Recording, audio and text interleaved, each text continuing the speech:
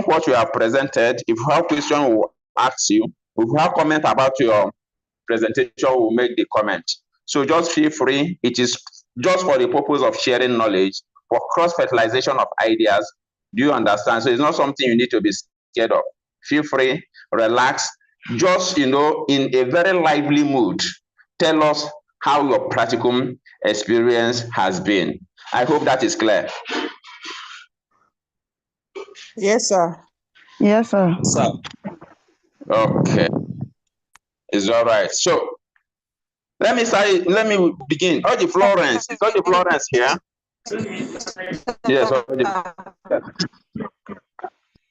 Social work and Bina, do you have anything to tell the participants before we go on? Social work and Bina. Okay. Yes, You're sir. all welcome. You're all welcome to the Practicum Defense. My name is Social Worker Mbina, and together with my colleague, we'll be looking out to see how look out for your experience in the field and how we can guide you through. So it's nothing much. Just relax and feel free. Don't feel like we are here to run down anybody, but we are just going to guide you through to see how you can take advantage or see areas in which you can learn more in your field work. Thank you. Okay. Oji Florence, you have the floor. Sir. My name is Florence.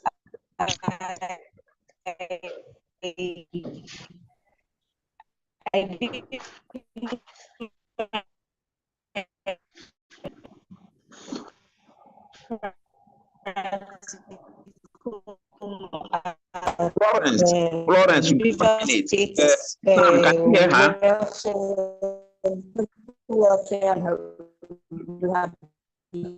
Florence, 1 minute. I think our network is bad. We can't hear.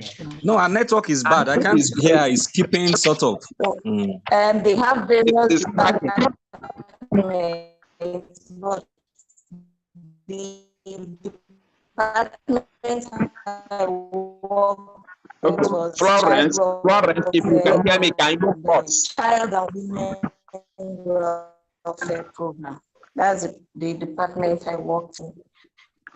So I was assistant. Now, my fear has been confirmed.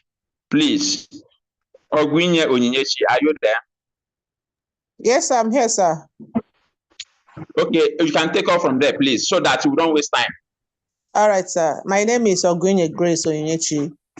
I had my practicum at Precious Jewels Elder People's Care Home, situated at number 90 Marine Road, Apapa.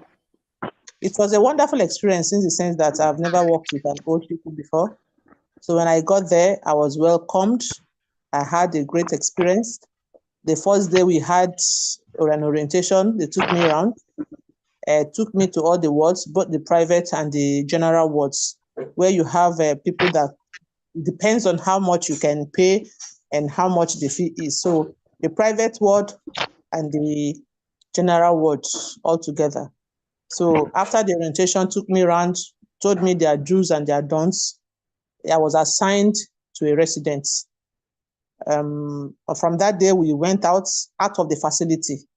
I took her to the pension board where she had issues with her salaries. So I went there with them at a First Bank. The problem was resolved and we came back. So from there, every day I came. I was working twice a week because of my job, the nature of my job. I go there Tuesdays and Thursdays from 8 a.m. to 5 p.m.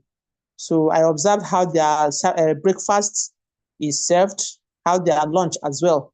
But dinner, I was not privileged to stay at the dinner because of my nature of my job. So I was there with them, breakfast.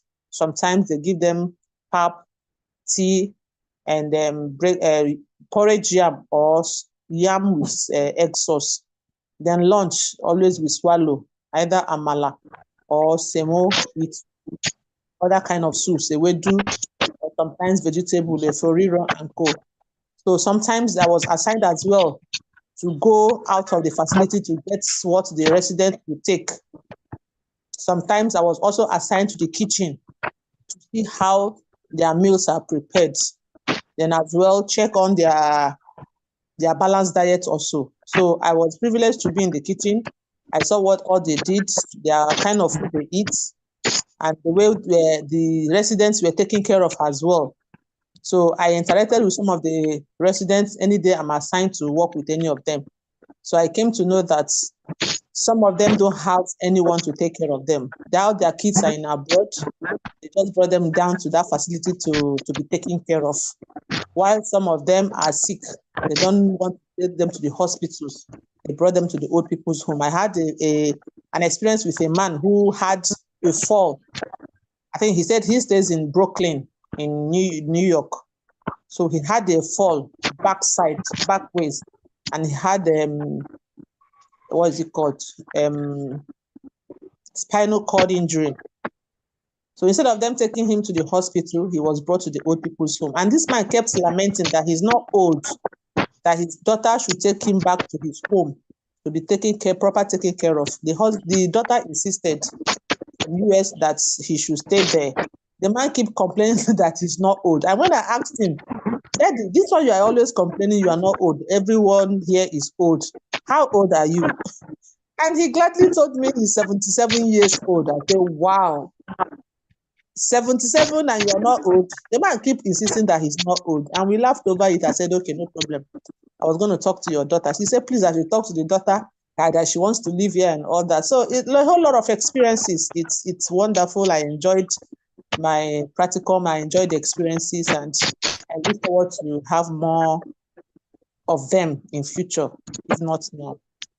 I think for that, I'm come to the conclusion of my presentation. Thank you very much, Mr. Ferdinand. Thank you. Thank you, Ogwinye Onyinyechi. You were able to beat your time. I have one or two concerns and some, questions to ask you. The person that said that he wants, were you able to communicate with the daughter? Yeah, okay. What actually happened? They had an issue where some of the carers kept calling the families of these residents. So it was bound. In fact, it was stopped that nobody should call anyone's family again. So I just respected myself and I didn't do that. Okay, that brings us to another question. Okay, Don't you think it's appropriate to liaise with those who own the old people's home to talk to them that the man is, because you cannot force somebody to live in old people's home. Do you understand what I'm saying? Yes, sir. Yes, I do. I know for them it is business. They make money out of it. They also take care of the old people. Do you understand? But they are not supposed to keep them. That is the human rights issue. So I would have thinking maybe you have advocated on behalf of the client to talk to the management of the old people's home to get their permission to call the daughter in abroad and try to discuss this issue, because she had a very robust discussion with the man in question, so that you now get the feedback of the lady in America. So you are unable to do that. Okay, can I still go back and do that, sir? Yes, yeah, you are unable to do that. It's no longer within your practicum. They will accept you to do that, so that you'll be able to make a life of those you have come in contact with. Do you understand what I'm saying? Yes, then the last question for you: if you have opportunity of influencing policy, what do you think? Do you understand? Ask you a question. Come again, sir. I didn't get you. My question is: if you have opportunity to influence policy, what do you think the old people need? So many things, sir. The government should, with the little I experienced, the owner of the company or the facility is out for money. But I think if government should come in and have old people's home in every local government or in every state, or I don't know if they have in other states, but in every local government, at least it will be a kind of an NGO where everybody will come along. Like I have some friends that said they want to come and give out things for the old people. I told them it's a private facility. Even if you give them, I don't know how they're going to do it. But if it's a government owned, I think it will be an avenue for people to come visiting, come bring the things that they want to have. So I think government should look into it. They should have old people's home in every local government. So that the people, because I met one of the women I also met, said she never had issues of old people's abuse until she came there. That she has been hearing people talking about old people's abuse and all that, neglect and abuse. Until when she came there, she started hearing it, other people giving her their own experiences. I said, wow. She said, what do I think? I said, okay, yes, what I think is government should look into it. They should have more policies for the old, not just for themselves, for the old. We all will grow old someday. So I think government should look into that aspect, sir. Okay, just in the form of a comment. I don't know how trained the carers are. That is another issue. So if you need to advise, if you need to influence policy, it also go to the training, building the capacity of those taking care of the old people for the necessary techniques that they need to acquire. So that is very good. I think I should let you go. Social worker Mbina. Okay, social worker Mbina doesn't have any reaction. I was just flipping through the participants and I just saw the pro team registrar, Dr. Mrs. Kemi Otto. Please, ma, can you please talk to us and before we continue? Thank you, sir. For the students on the old people's home, there are old people policy, and then when you are presenting, you did not tell us the state where it took place. You only told us Apapa Road. Okay, Where sorry, number 90, Marine Road, Apapa, Lagos, ma. Under Ajero. Ma? Under Ajeromi Fellow. Yes, ma'am. Yes, ma'am. Is the home registered with the Lagos State government? Yes. In fact, Lagos State has their own carers where they come, they pay for the carers. They pay for them for 6 months and they run their programs, have their own interns as well there before now distributed them. I think what they do mostly is take them to residents' homes where they take care of them. I don't think Lagos State has more of that old people's home for now, but I heard he's trying to build that the Lagos State is trying. Old people's home in Lagos State. That's why I came in. There are old people's home in Lagos State, and there are politics on the edges. And then for that child that dropped the mother at the carer center, you need to contact them. There are a lot of old people's home in Lagos State, both government and private owned. So the policy should not be that carers should not contact the client's family.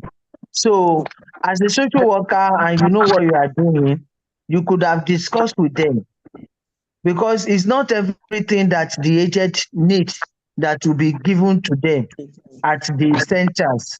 Some centers are profit-based oriented, while some are doing it voluntarily just to satisfy the urge of being a social worker and being caring for the vulnerable within the society.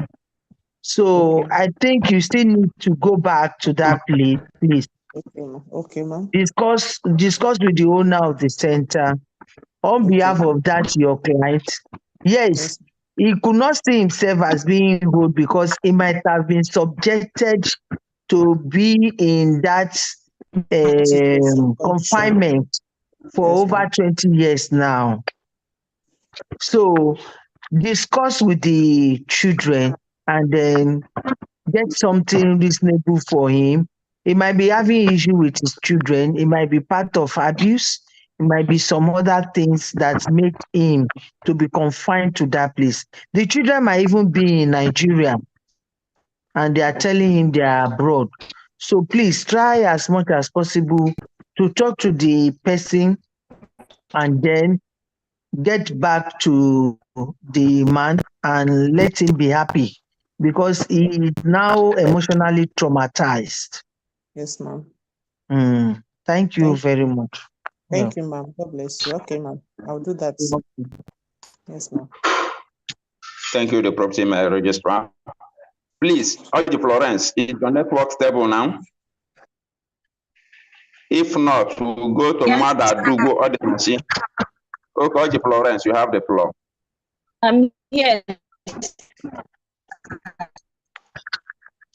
Okay, I work social welfare and rehabilitation.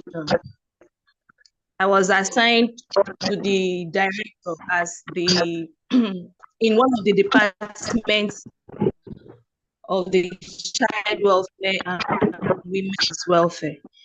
So when I came, I was introduced to everybody. Then I was assigned to some clients, although the director was there to listen to us one-on-one. So I learned a lot. I noticed that it was in that department I noticed that children has their rights as a human being. I never knew children has so much rights. It was there I noticed that there are some things that you do to a child and the police will take you up. The social welfare will lock you up. So there was one particular case I noticed a neighbor was passing and saw the child. What the dad usually does is if he's going to work, or most times if he's traveling, he will lock the child up, then get a mama put person to be giving the child food from the protector. So a neighbor saw it and reported it. They had to bring the man in and lock him up. He was locked up for like 3 days before they took the case to court. So there were also other instances where a man said he was punishing a child and didn't give the child food for 2 days. And he was proudly saying it in front of the social welfare director. And because there was a police station very close to the social welfare office, the woman had to call the police immediately and they arrested the man. So there were so many instances of child abuse. There were so many instances of domestic violence too. So that's it. I really enjoyed my stay there.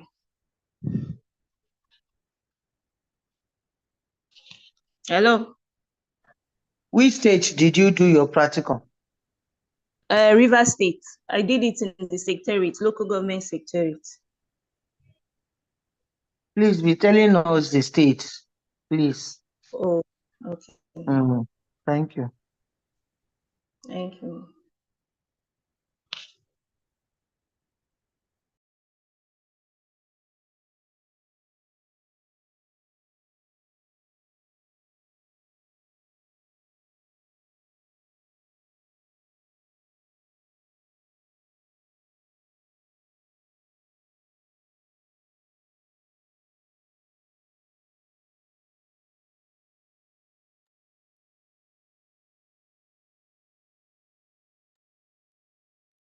Hello, Mr. Ferdinand.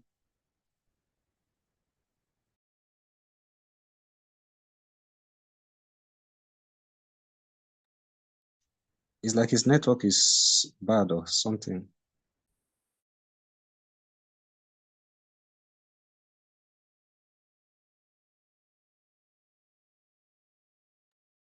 Let's exercise some little patience. He will join us. Maybe he's trying to reconnect again. His network is bad, but he's in the group.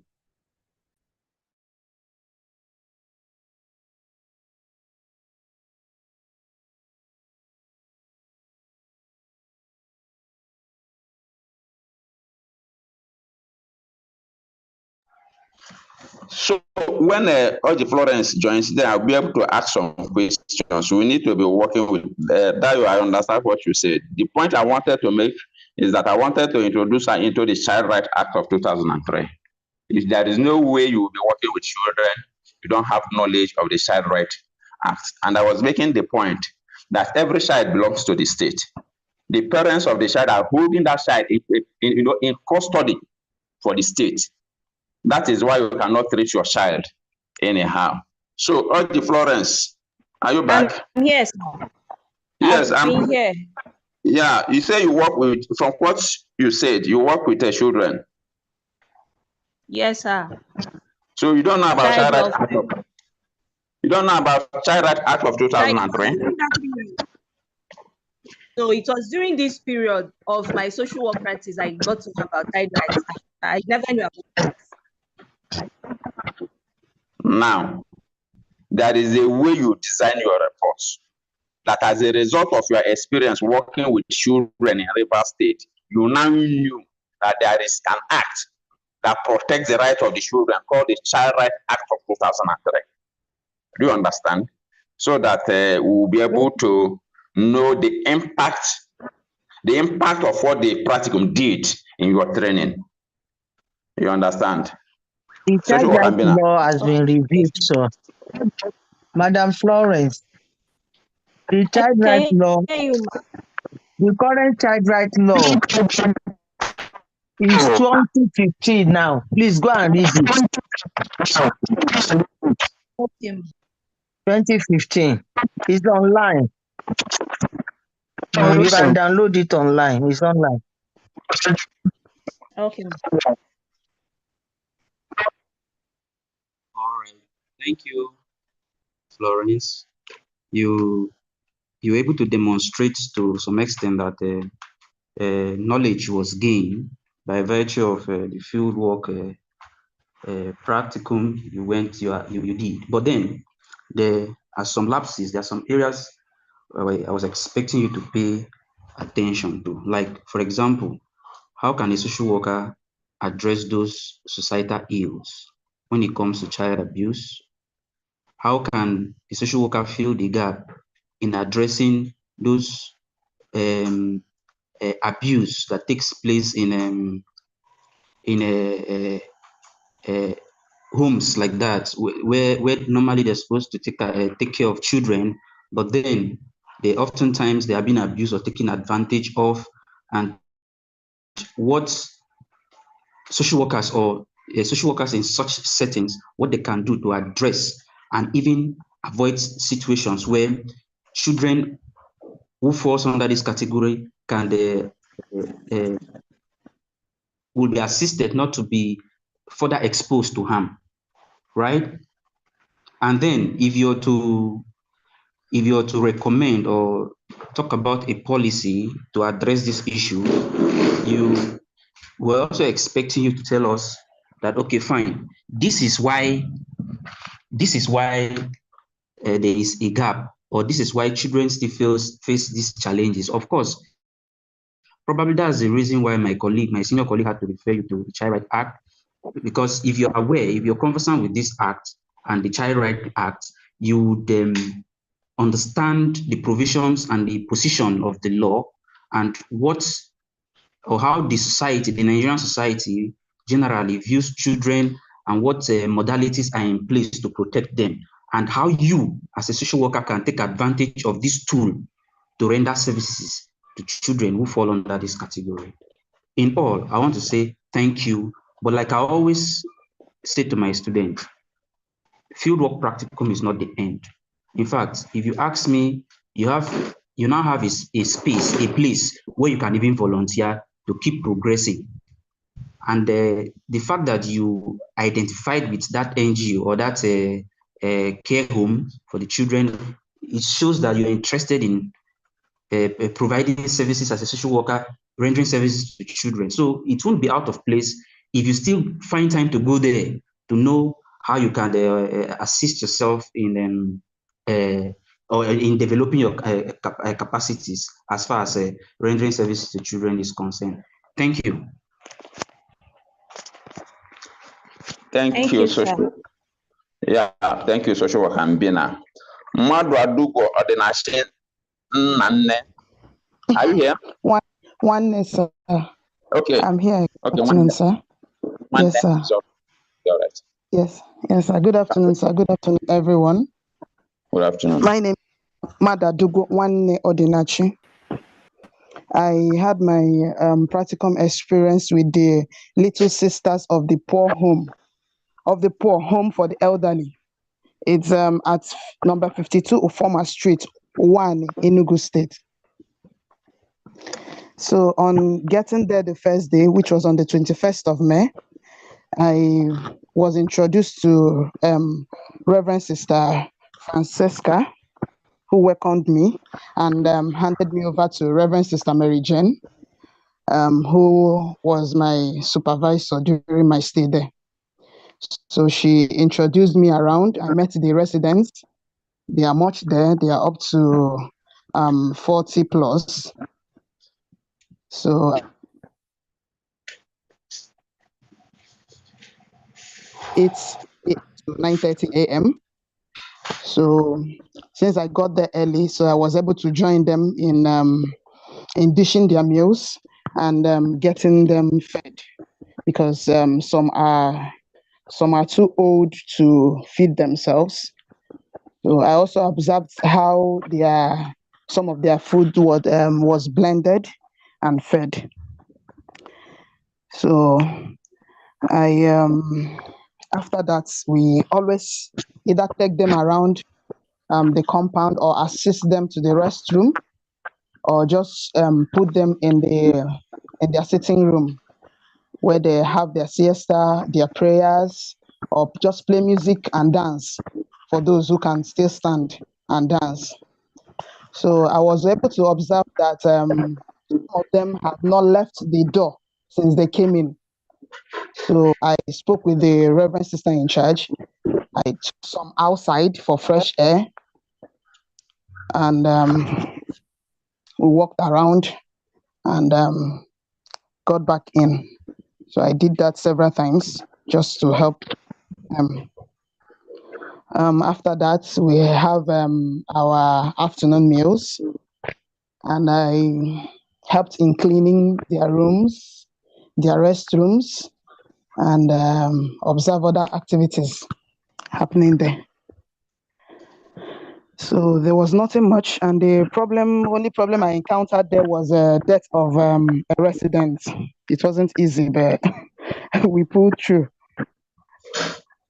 Can you tell us about the problem and what you did? You said? Can you tell me about the problem and what you did?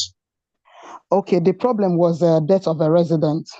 I already left that Friday. I already left, so it happened in the night. I know she was very sick because I helped around the dining that day, so she was very sick. They attended to her because we have a nurse there too. They attended to her, but nobody knew what was going to happen the next minute. So coming back the next week, I got to know she gave up and was buried already. So that was the only problem I encountered there. And the environment is cool. They try there, they keep them clean, they keep them well fed. So there was nothing negative I observed. And they always have visitors that donate things. So I also observed that. Okay. You are Odinachi. Now, Odinachi, I Yes, don't know sir. if any of the resource person have anything to say. The protein manager, man.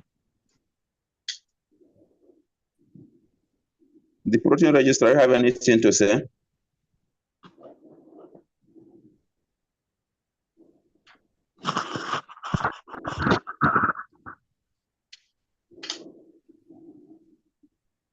Okay, Odinachi,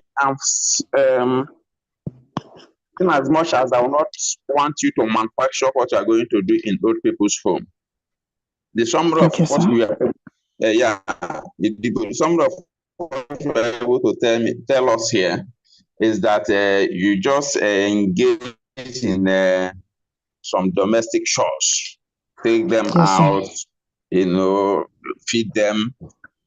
Now, you didn't do anything to give them a kind of psychosocial support? I actually did. Okay. I had this one encounter where residents fought the other. One is still mobile while the second is on wheelchair. So I was in the rooms arranging their things when I heard the commotion. I came out, so with other staff there. So I was able to help them sort it out, separate them first, and take them outside to talk to them individually.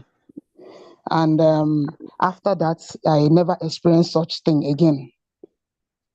There was no cases of depression among any of the old people.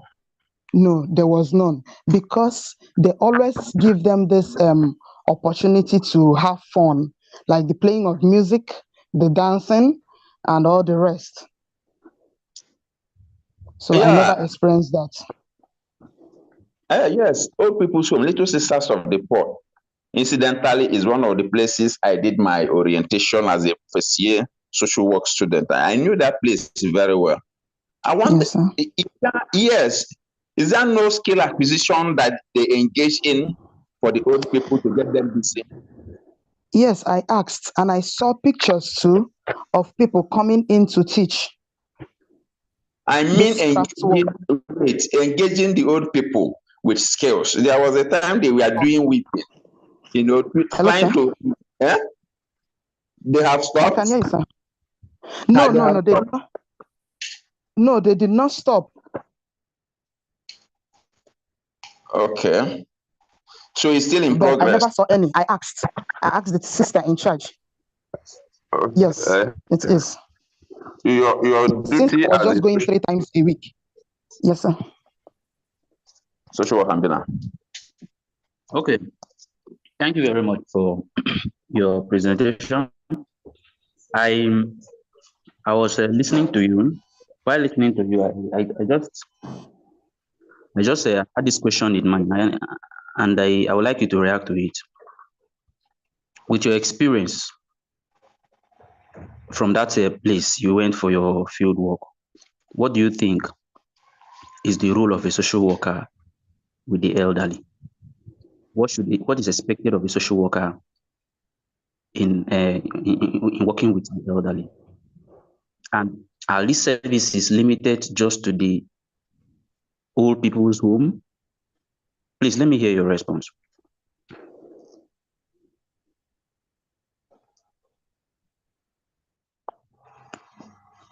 Hello. Hello, I'm here, sir.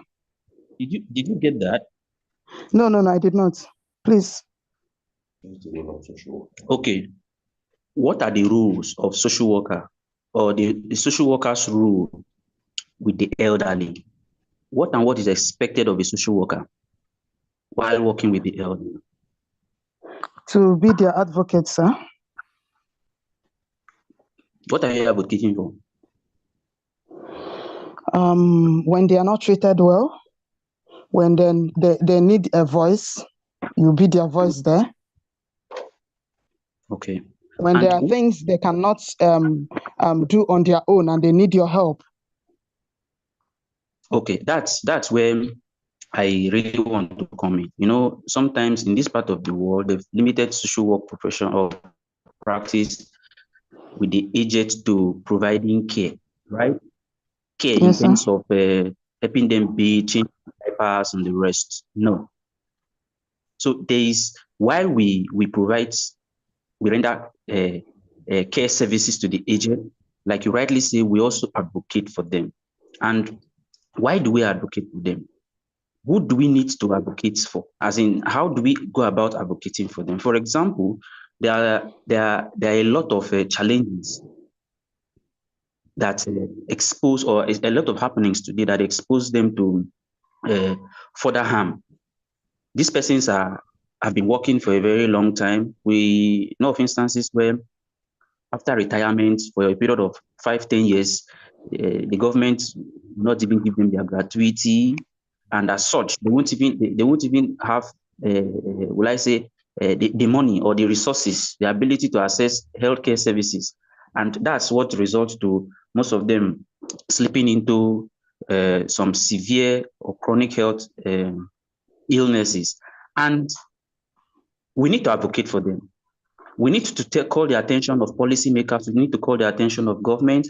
And oftentimes, these people have been abused. There are situations where most of these older ones are very rich, but because they are incapacitated, those around them, especially family members, take advantage of them. We also hear of instances where they are being abused sexually, right? Yes, sir. Hey.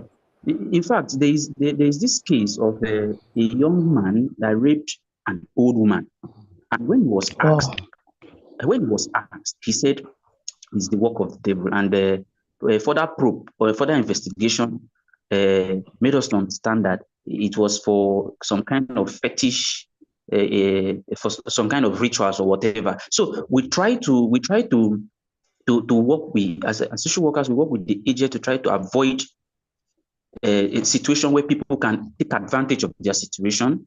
And as we do that, we as well advocate and also educate them, because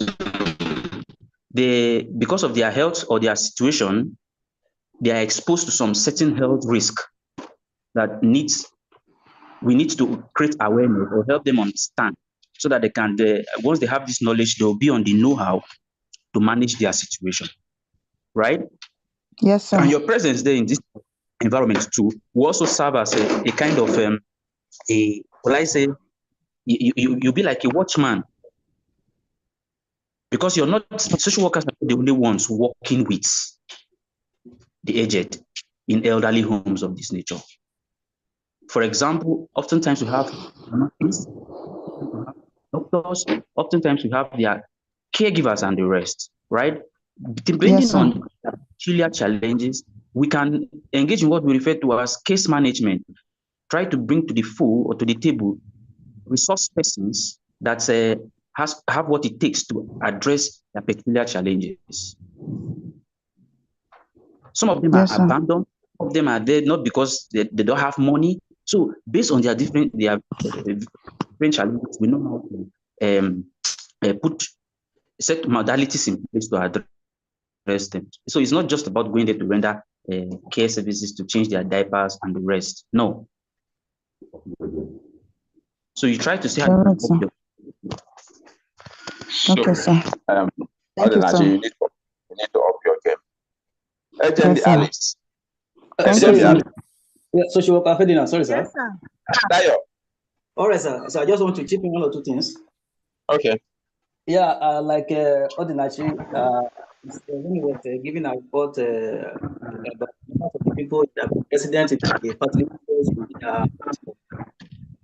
she said something plus number. And I think when you are writing a report, you need to be detailed.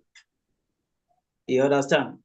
So there's something like 40 something. So you tell us, okay, they have 45 residents, 20 male, 25 female, or 25 male and 20 male, something like that.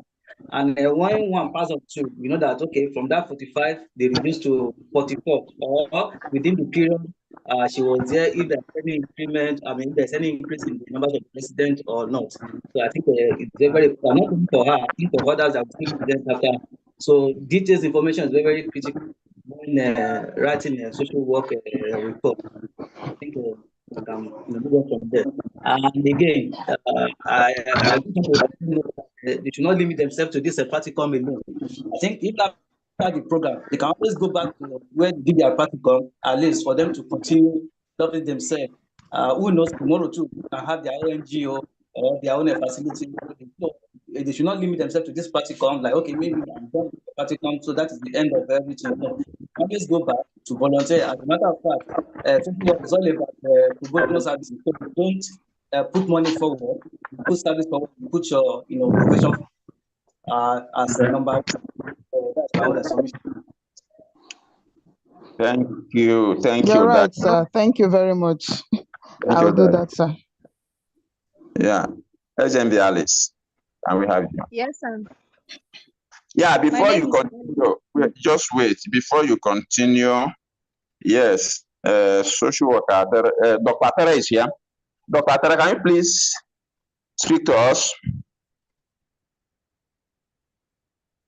Okay, good afternoon, ladies and gentlemen. Good afternoon, practical coordinator and the team on ground. I'm sorry for coming late. I've just been a bit busy and so I want to thank each and everyone for being there and for those who have been to some sites. If you enjoyed yourself and look at what you have done, like what I've been told, to brainstorm, to look at what you have done and to make an input, see correction where it's needed and quality where it's needed, and then for you to be able to become better. Social work is largely bad practice. Practicum is one area where you are able to get first-hand experience applying what you have been taught in class to practical knowledge. That's it. So, well done, everybody, for what you have done so far. And believe that this is just the beginning. You have to do more. You need to do more. You need to volunteer. You need to ensure that you continue to practice. When you allow vacuum to go down, when you volunteer, even when you don't have a permanent job, volunteer till you are able to get your ground. Thank you very much. I'm happy being here. Thank you, Dr. Tere. Thank you very much. Yes, Agent Alice. Yes, sir. My name is Alice Ejembi. I have my practicum with Blue Touch Home Care Limited, Abuja, which office is located at CC12 Apple Sparklight Mall, opposite Living Faith Durumi, Abuja, Federal Capital Territory. My first day at the office, I was introduced to the staffs present. I was assigned to the person I'm to work with, the person of Mrs. Charity Amara, who is also my supervisor. Blue Touch Home Care, they offer a home care service where a caregiver goes to the house of the client and take care of the aged person or an elderly patient who is sick and admitted in the hospital or at home. So as a social worker, I'm assigned to go out for assessment and evaluation. Assessment is the first step we do before we take up a care. We'll go for assessment at the residence or hospital for those who are admitted in the hospital, getting ready to be discharged, because they will need who to take care of their sick patient in the house after they are discharged. The reason for the assessment is for us to know the client or patient we are about to care for. The health condition of the client or patient, we need to know how the environment look like. If the environment is conducive for the sick patient, then we also know the diagnosis of the client or patient. So during these assessments, I take note of all these things so that the caregiver who will be assigned to the client will know what to expect.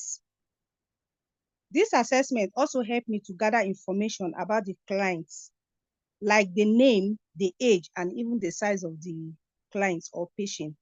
When I say the size, it's because at times, some of our clients, they are big in size and they are not mobile, like those who are sick that cannot move. If the caregiver we are to send to the house is small or cannot lift the client, we know, then we'll now advise the family if they will provide a lifting machine or an extra hand that will help whoever will be sent to them for caregiving. I will also provide assessment form for the family to fill the patient or the elderly person information we are about to care for. In that assessment form, the number of the days, months, or years they need our service will be included. The kind of services they need, If it's 24-hour services or visitation the family wants will be included in that form. Then during the evaluation, I go for evaluation 2 or 3 times a week. I visit the home of our clients without the knowledge of the caregiver assigned to the client. Why we do that is because we want to know if the caregiver is doing his or her work accordingly. When I get there, I'll first of all chat with the client to know if there is any challenges, if he or she is well taken care of. After then, I will also chat with the family member to know if they are satisfied with the caregiver services. I will also ask the caregiver if there's any challenge that he needs the agency to know about. Then I'll further check the daily charts, booklet, or daily care routine to know if the client medication is being given accordingly. If the vitals and blood sugar is checked as supposed to, I will check it very well to make sure they are in order. If the patient family member is not satisfied with or complain about the caregiver, I will convey the complaint to the agency and they will take it off from there. There is this case I have with one of our clients I attended to when I went for an evaluation. I was told that the caregiver assigned to them is stubborn.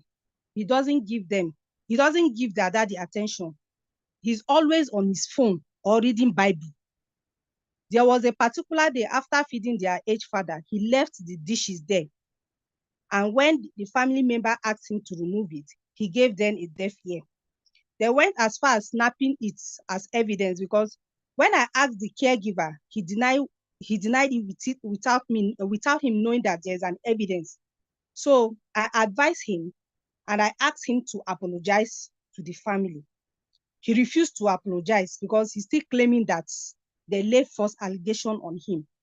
So I reported the case to the agency for them to look into it. And my experience with Blue Touch Home Care Limited was a good one. I learned a lot. Thanks. Thank you very much, HMB Alice. I feel like allowing you to talk and talk and talk. The aspects where you have done your practicum is very wonderful. And the aspect they have introduced in providing care for the elderly too is very wonderful. Going to the home of the elderly to provide care for them. You know, some of the elderly don't like this idea of going to the old people's home. Some of them feels that once they go to the old people's home, that their families have abandoned them. But being in their family, that place they feel connected. That place they enjoy one kind of special bond or the other. You go there to provide. I think it is an indigenous approach, to social work service. So I really love what you have done, and it is one of the things we can do to be able to promote indigenous competence when we are designing intervention for your client. You came out very clear with what you have done, and it is very, very commendable. I don't know if any other person have a reaction to our presentation.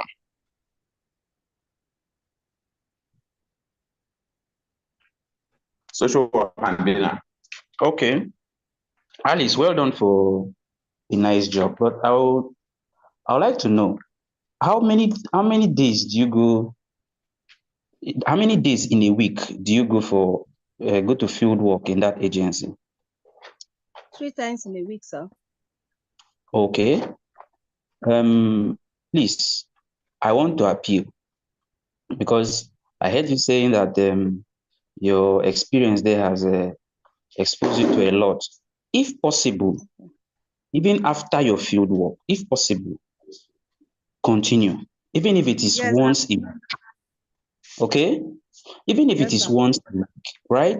You never can tell. The wealth of experience too can also help you to, if possible and necessary, manage a care home of that nature. Just like my colleague said, this approach, this approach to rendering services to the aged is more of an indigenous one. It is tailored to our peculiarities here in this part of the world, where it is believed that letting your parents go to older homes is a way of you abandoning them and letting them to die.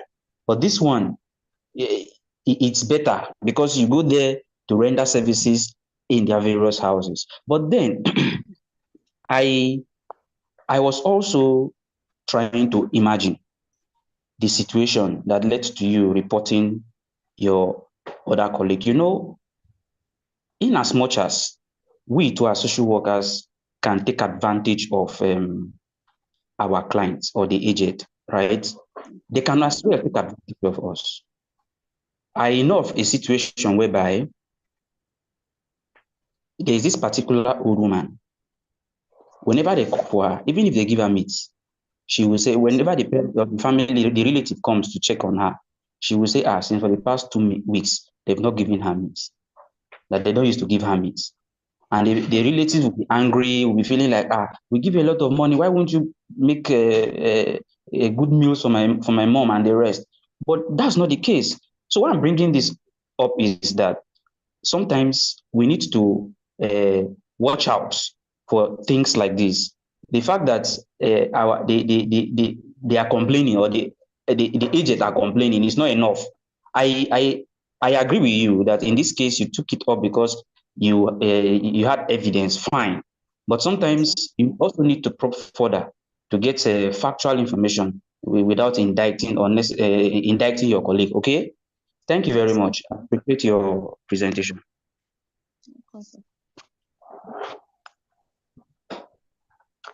Okay, I think we are making progress. Hello. Yeah. Let me just thank you very much. Thank you very much, the presenter. I appreciate what you were able to do during your practicum. I would like to ask one or two questions. Where are you working presently somewhere? No, sir. Have you had experience before? Social work? No, sir. Okay. This is your first experience? Yes, sir. Okay. Where you work, how many social workers are there that study social work? I'm the only social worker there. Most of them are they study sociology and caregiver. Okay. Then we have nurses there as well. I'm the only social worker there. So tell us, what did they do in putting you through? Because I heard from the beginning that you were involved with assessments. And Yes, I don't sir. know if the social worker who did not have an experience in social work before, this is your first time, you go there 3 times a week, and what they ask you to do is to start doing assessments. I'm not sure that is... Okay. When I came there, the first day, I was asked if I can take vitals, and I said no, that this is my area of specialization. They now said, okay, that since that is what I do, they cannot just send me to for the practical, that I have to be in the field work. And this is what they do. So they explained to me, they put me through, especially my supervisor, Mrs. Charity Amara. She now put me through on what to do. That as a social worker, I'll be good in this and that. So in that assessment part, they explained to me on what to do and how they've been doing that before I came in anyway. They've been doing that. They have like my supervisor is the one doing that. So when I came, then I attached me to her. She now explained everything to me on how to go about it. So at times I'll be the only one to go. They'll just call me and send me to go and do it while she's not there. So that is how it all went.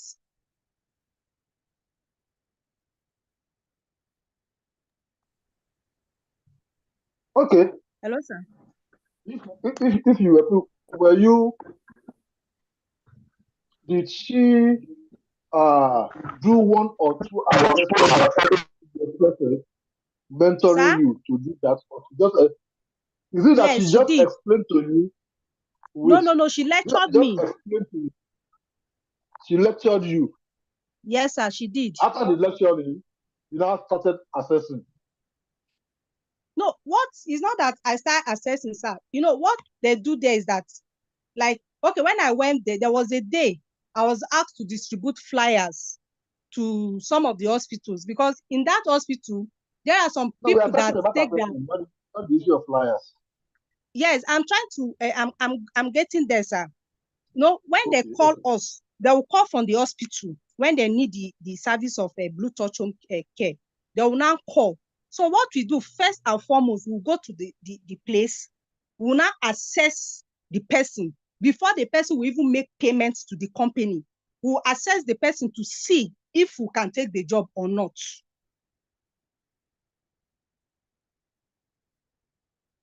To know if the job they are giving us is something that we can do or not. So that is how we do it. Before any other thing, we do the assessment first. Okay, you follow them into doing that 1 or 2 times. Yes, yeah. The first week, I went with my Mrs. Charity. Then subsequently, at times I will go alone. At times I will go with her. Okay, so when you do that home assessment for the service user, so what do you look at? We look at the health condition of the patient.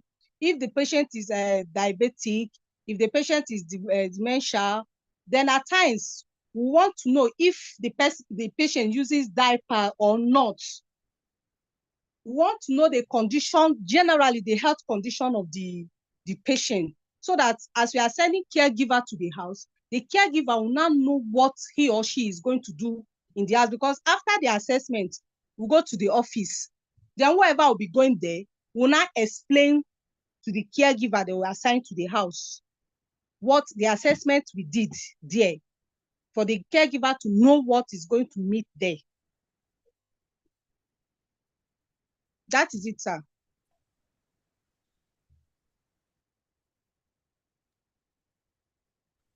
Okay, aside from assessing the client, I mean the service user herself or himself, what other things do you assess around the home?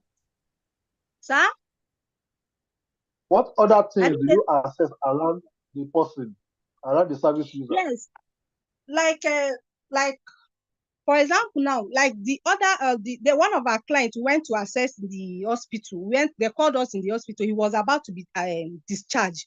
When we got to the hospital, we went to where they are living to see how the environment is. If the environment they are taking the patient to will be conducive for the patient, because in some cases, if the patient, the client or the patient is taken to a place, a house where it's not conducive, or for example, a house that the window is not okay, because we believe that both security is also a priority as a caregiver.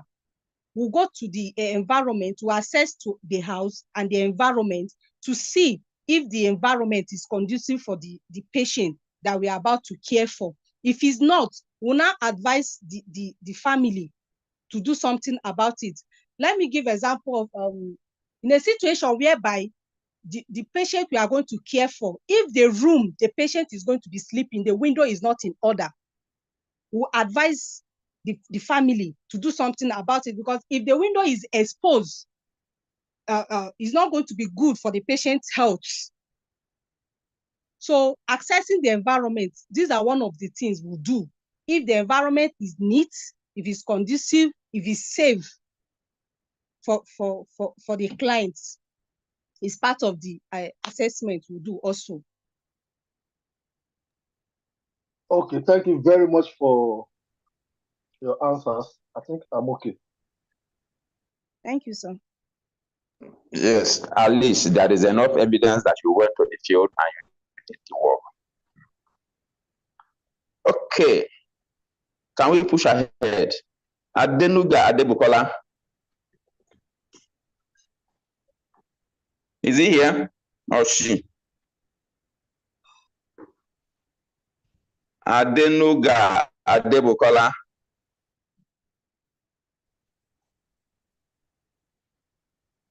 If he's not here, Mwimo Pamela Okamaka. Okay, good evening, sir. My name is Good evening, Pamela. Yeah, my name is Waimo Pamela. I did my practicum at Model Primary School in Kubwa, Abuja. It's a public school, a government school precisely. And they relatively have a very large population. The population of students they have is 1,194 students. And the school comprises of the nursery section and also the primary section. So I was assigned to work, under the principal and the headmistress office, because the primary school, the headmistress office. So basically, there are two heads under the headmistress. We have the head of admin, we also have the head of academics. So I'm being in the principal and the headmistress office. I don't know why I keep calling the principal. Being in the headmistress office, I also had the privilege of going to the head of admin and the head of academics office to also oversee what is being done there. Now, during my time there, although I usually go there Mondays to Fridays, being that is during school time. So going to the admin office, we basically, look into the class, the coordination between the head of departments. Every section, like the primary section has a head of department, and then the nursery. So we kind of upload information on the platform, on the school platform for the classes, for the teachers, and then we coordinate like the head of departments and the classrooms, because these head of departments are the ones supervising the teachers in their classes, in their various classes, to ensure that the teachers assigned to their classes are prompt and in the school. And then going to academics section, we dealt with we dealt with reports from the classrooms, from teachers basically, and also we conduct spot checks in classes. So basically, going to that school opened my eyes and gave me a direction towards the field I should really pay attention to in my social works profession. Because I found that because the school starts by 7 o'clock, 7:30, assembly is by 7:45. I make sure that I go to that school latest between 7:15 and 7:30, and I stand by the gates. And there we have civil defense staff, assigned to the school. They also stand by the gate with their cane. They always carry this cane in their hands, to scare children and make them, and punish them subsequently. So, but during the course of my field work, I made sure that I come to school pretty on time, because I took a leave from my place of work. And then I will stand by the gate to observe these children as they come to school, because that's where you really, really know what is happening. And then you observe that some children come in prime and proper, like their parents drop them. Why some? You see them from their shoes, you know that there was a long trek coming to school. And then from their dressing, they were not properly dressed. Although the civil defense staff, they help them, they tell them, oh, yeah, dress up, button your shirt, tuck in and all that. But then, basically as a social worker, I observed those children that were always coming late, like after assembly, they're walking into the school. Yes, although they are punished, they're given some light punishment to do, but I followed up, I asked them, some of them, their names, their classes, and I made sure that during, the class, this study period, I just walk into their classes, I just stand by the side, they greet me, but I just stand by the side. And then I just kind of observe those children. And then sometimes I just call on the teacher, can I see, the register, the attendance, and, the performance, the continuous assessment performance and all that.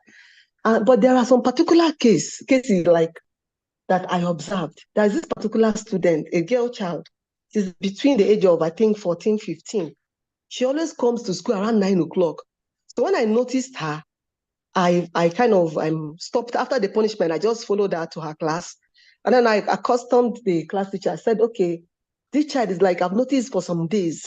He said, yes, that he also punishes her and he doesn't know why she's always late in school. At that point, I picked interest. So during the break period, I went to the child, I asked some questions. I asked, where do you stay? Not very far from the school, like a 10 minutes walk to the school. I stay with your parents. She said, no. Is it a relation? She said, no. That's they brought her to live with someone, and all that. By what time do you wake up? She told me around 5. I said, okay, what do you do in the morning before you come to school? She told me she sweeps, she bathed the children. Okay, I said, well, and what time do you finish with the chores? She said, sometimes by the time she's done, she will enter the kitchen, do this, and they take the children to school. I said, you take children to school, don't tell me school before you come to your school. She said, yes. So at that point, I knew that this matter, I needed to bring in the head of admin and even the head of academics, even the headmistress. So I took the information to them. That was when I realized that they had this organization called NAPTIP. NAPTIP is a government agency. Their full names are National Agency for the Prohibition of Trafficking in Persons, NAPTIP. They have them in their school. So at that point, the headmistress told me that, yes, they have such situations, but they push them to those NAPTIP to handle them, that NAPTIP invites the parents and then if need be, take them to court and all of that, or the guardians. So at that point, I said, no, why don't we even invite the guardian to school? Let's even hear from them. Eventually, the woman she was staying with was invited. To summarize. Sorry, okay. Well, we intervened as a school to an extent, and we noticed that the guests were coming up on time. That was before I left. There are also some other miscreant children that I noticed that they were just, always fighting, making troubles in their classes. And when I got to know, I also liaised with the vice principal of admin, the head of admin, and we called them. I told them, instead of punishing them, why don't we try to find out what exactly is the cause? What kind of home are they coming from? And I was listening to intervene, small cases like that. But the nursery section was okay. There were no issues in the nursery section. So basically, this practicum kind of exposed me to the angle of, the children, child care, because I was going towards another angle, but it brought me home to, this is where I also have interest in. That's basically what I have to say. Thank you. Thank you very much, Pamela. I don't know.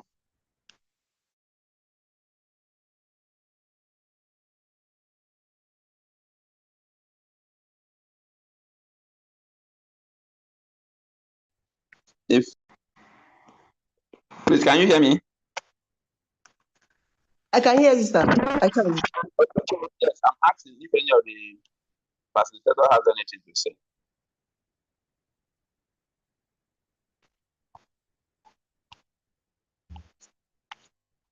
Okay, Pamela, if we can hear me. One thing, I can hear you, sir. Yes, you talked about late coming of some. Apart from that, can you give me 2 or 3 more challenges that could happen in a school setting? Yes, I noticed that in the school setting, some children were just basically on the low academically. They're the ones that always come the last, constantly from, some of them already in primary 4, find out that they have been carrying the bottom class up to primary 4. So I discussed also with the head of admin, the head of academics. I told them that there should be, an after class for these children. Carrying them along steadily like that in the government school, carrying them along will not help them. So basically, the academic system lacks paying attention to some of the children that are not following up or catching up in class. Being that it's a public school and the population is many, in the class, they're up to 80. In the class, they have two teachers and they have 80 students in a class. So you don't expect a teacher to monitor 80 students. They have a teacher, they have a class assistant teacher. So you don't expect them to monitor and they thought 80 pupils, tag along. So I discussed with the head of academics. Is there any way there can be an after school? They said, well, that the government, they need to write that is not a decision that they can take and all of that. So basically, that is the other problems I noticed. And these children, once they're in the bottom class, they always sitting they always sit in the back of the classroom. Some of them, once they don't understand what the teacher is saying, they are playing away. These are some of the issues, sir. This is when to get your public school setting. I am surprised you did not report cases of bullying. Well, like I told you, sir, there are civil defense people assigned in the school. So those Now, ones with their cane, they can't be bullied. Because those ones are like, they fear them. now, okay, they fear them. And the Yes. kids, the civil defense people that are in that school, I don't know. You say they are flogging them. In fact, the issue of using cane in Africa is still a subject of debate. Some scholars says they can use cane, others say they cannot. We have not concluded. You understand? Because as we said before, every setting, they are peculiar in their own nature.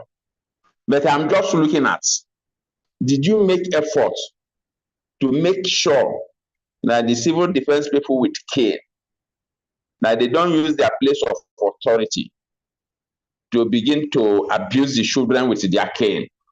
That is a very silent area I would have loved you to look at, because there is no way Nigeria and uniform, those who use uniform, who make use of uniform, police, civil defense, army. Do you understand? Issue of intimidation. There is no way you have civil defense in the public school and they will not want to show power. So this area I was expecting you to see how you have a kind of, so that the civil defense should be a friend to the students. They should be students friendly. You know, the people that students, when they have problems, they will feel free to go to, not people they will fear. You understand what I'm saying? If you fear somebody, you don't, if the person is around, you don't do something that is bad because of a fear of flogging or the rest. But there is a way you will respect somebody. The person will inculcate in you that whether I'm there or not, you don't need to do something that is bad. So I needed to draw your attention to that area because it was completely lacking. And I was also saying, there is no way you have that population of students in your school, and it is a public school, issue of bullying will not be noticed. So I want to put it to your consciousness. Okay, now, sir. Very noted, sir. All right. Hamid Abdullahi. Is Hamid here?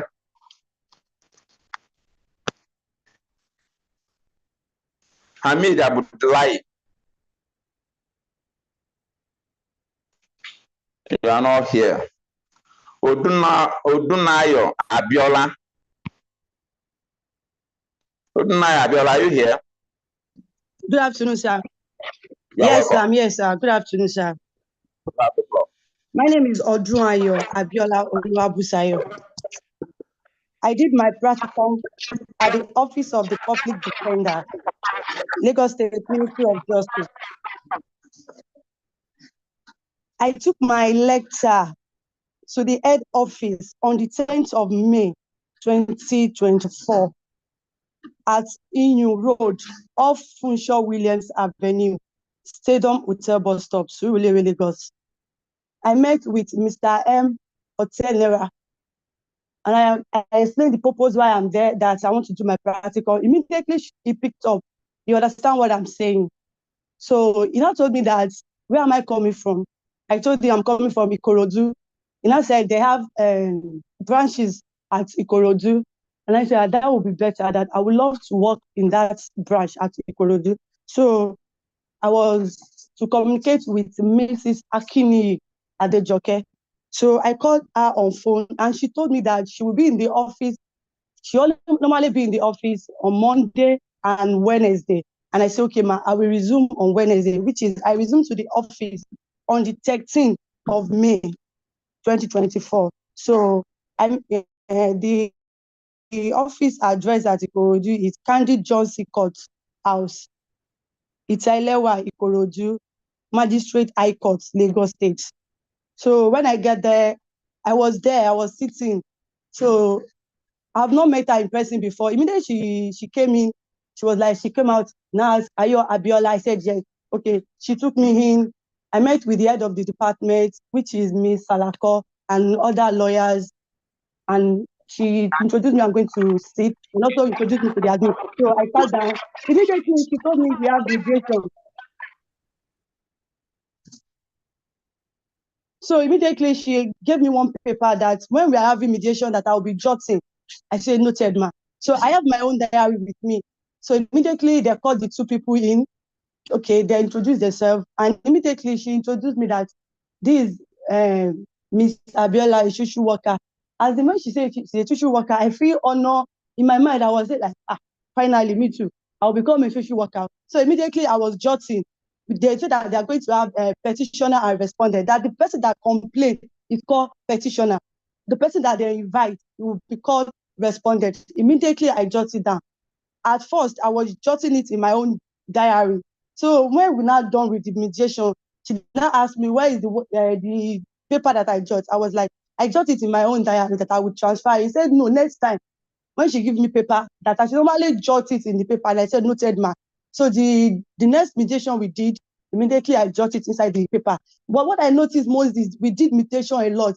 Sometimes we have like 4 mediation, 3 mediation. Even sometimes I will not remember that I've not even eaten. So the next day, on the 13th, on that 13th, on the next day, so I normally go there Monday and Wednesday. On Wednesday, she called me that, are you coming to there? I said, yes, ma. I said, meet me at Agric or Owutu police station, that we are going for a rescue mission. I said, noted, ma. Immediately, I picked my bags. I went there. I met them at the police station with a rescue called Miss Farida. She's 3 years old. She was staying with her grandmother, and she was looking unkept. She was looking, all her body was looking unkept. I was like, what happened? Her hand was deep inside hot water. That they have been trying to locate the child and the mother, because people have been telling them around that there's a particular child, she was looking unkept, that the grandmother was maltreating her. But finally, the Office of Public Defender, OPD, tried to rescue the child that very particular day. So immediately, I took the girl, I changed her clothes, and I was carrying her all through. I fed her. Immediately, Minister Kini asked me to go and get her food and water. I went outside to get her food and biscuits and water. She eats, and she was very happy. But the funniest thing that they said that the girl is 3 years old, but the girl is not even 3 years old. According to the investigation, that she's more than 3, that she's 5 years old. She's not going to school. She's always at home. She not even have clothes, normal clothes to wear. The clothes that she's putting on, as if she was putting on a rag that day. So with the help of Supobola, the head of family unit rescue, we went there. They went to the location to pick the grandmother and the daughter. And I made the grandmother crying, was crying that, it's my granddaughter, I cannot maltreat her. And there was like, I cannot maltreat her. And her body was looking like this, and she was looking like this. Throughout that day, the girl is with me. I was carrying her. If you tell me I want to wee, I will carry her to the toilet, she'll be filled, and I will take her back. Immediately, she slept up on my hand. Mr. Kini, my supervisor, asked me to lay her down, that since she have already asleep. And I said, okay, ma. So they took the woman to the counter, and the husband came, which is the stepfather. He came, that she's my wife, blah, blah, blah. What happened to the guys here? We noticed that one of her ear, half of it are cut. What happened to the ear? She first denied that she did not know what happened. But when Supopola give her a slap, immediately she said, okay, and when she was in baby, that the mother dropped her. Odunaya Abiola, can you summarize? You have 1 minute. Okay, sir. So before we left the police station, so they invite Akane's Home Foundation at Igbobo to come and take the baby to their home. So they took her to their home, but with information that we were told that they took her to the general hospital. She took a pint of blood, and she's doing fine. So the next day, I went to the to OPD office. There's the one mediation that we did. If you want to do mediation, they explained to me that there's what they call caucusing. When the petitioner came to complain, we invite the other one, which is the respondent. And whenever we are taking the mediation, they would tell them that we don't want anything abused. Your phone must be on silent. There will be a point that we ask one person to go out, and we say another person should come in. Not because we know him or her, but to have just private discussion, then we invite the other one. there's one particular that a woman came to us that said the landlord raped our own daughter. We're like, okay, we invite the landlord. When the landlord came, we noticed that the woman was lying, and government don't want to hear anything the government, even talk less of rape.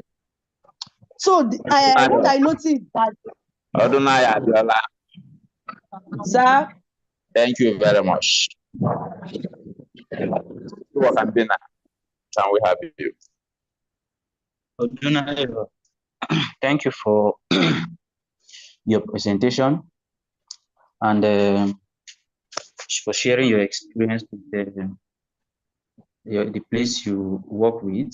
But listening to your presentation throughout, I was trying to place hand on something. You were not being specific, and to me, it's like you were telling us a story. And all what you explained so far is something ordinary person would do. Social work is an organized way of rendering services to people. What were those things you did? What are those things you were able to do to show that, okay, fine, as a social worker, I did this and I did that? Note taking is something everybody needs to do. It's just a skill you need as a social worker to keep track record of your sessions with your clients. So I don't know, that OPD is a place you would have taken advantage of to learn more. For example, while the legal practitioners were looking at the legal aspect of the situation, you would have taken into consideration, or you would have taken advantage of that opportunity to look at the psychological and the emotional aspect of that. And it would have been your place to say, okay, fine, who and who can I bring? Can I call to see how we can address this issue? It's not just about quarreling the woman, that, okay, fine, you've done that, this, you've done that. To her, beating that child is her own way of disciplining the child. It's a normal thing to her. Can she be given some kind of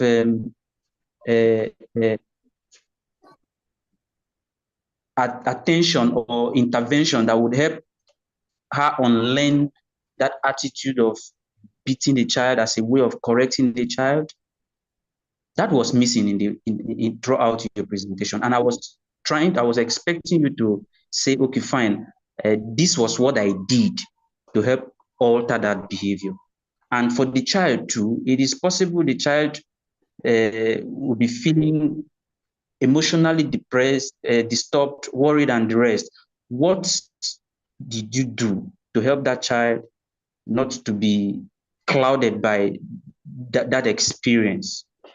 Did you also follow up to see his or her academic performance to know if that abuse at home is impacting? Yes, sir, I did. I follow up. I went to the home to visit Miss Farida. I did. Doing my kindness, I went there. Fine, that's what we're actually expecting you to say, not all the stories you were making. That's not, we are not interested in that, okay? Okay, sir. We are looking at the outcome, how you were able to use social work intervention skills, right, to render services. Yes, and the result is what we are after, okay? Yes, sir, I follow up, sir. Okay, thank you very much. Thank you. Dr. Tere.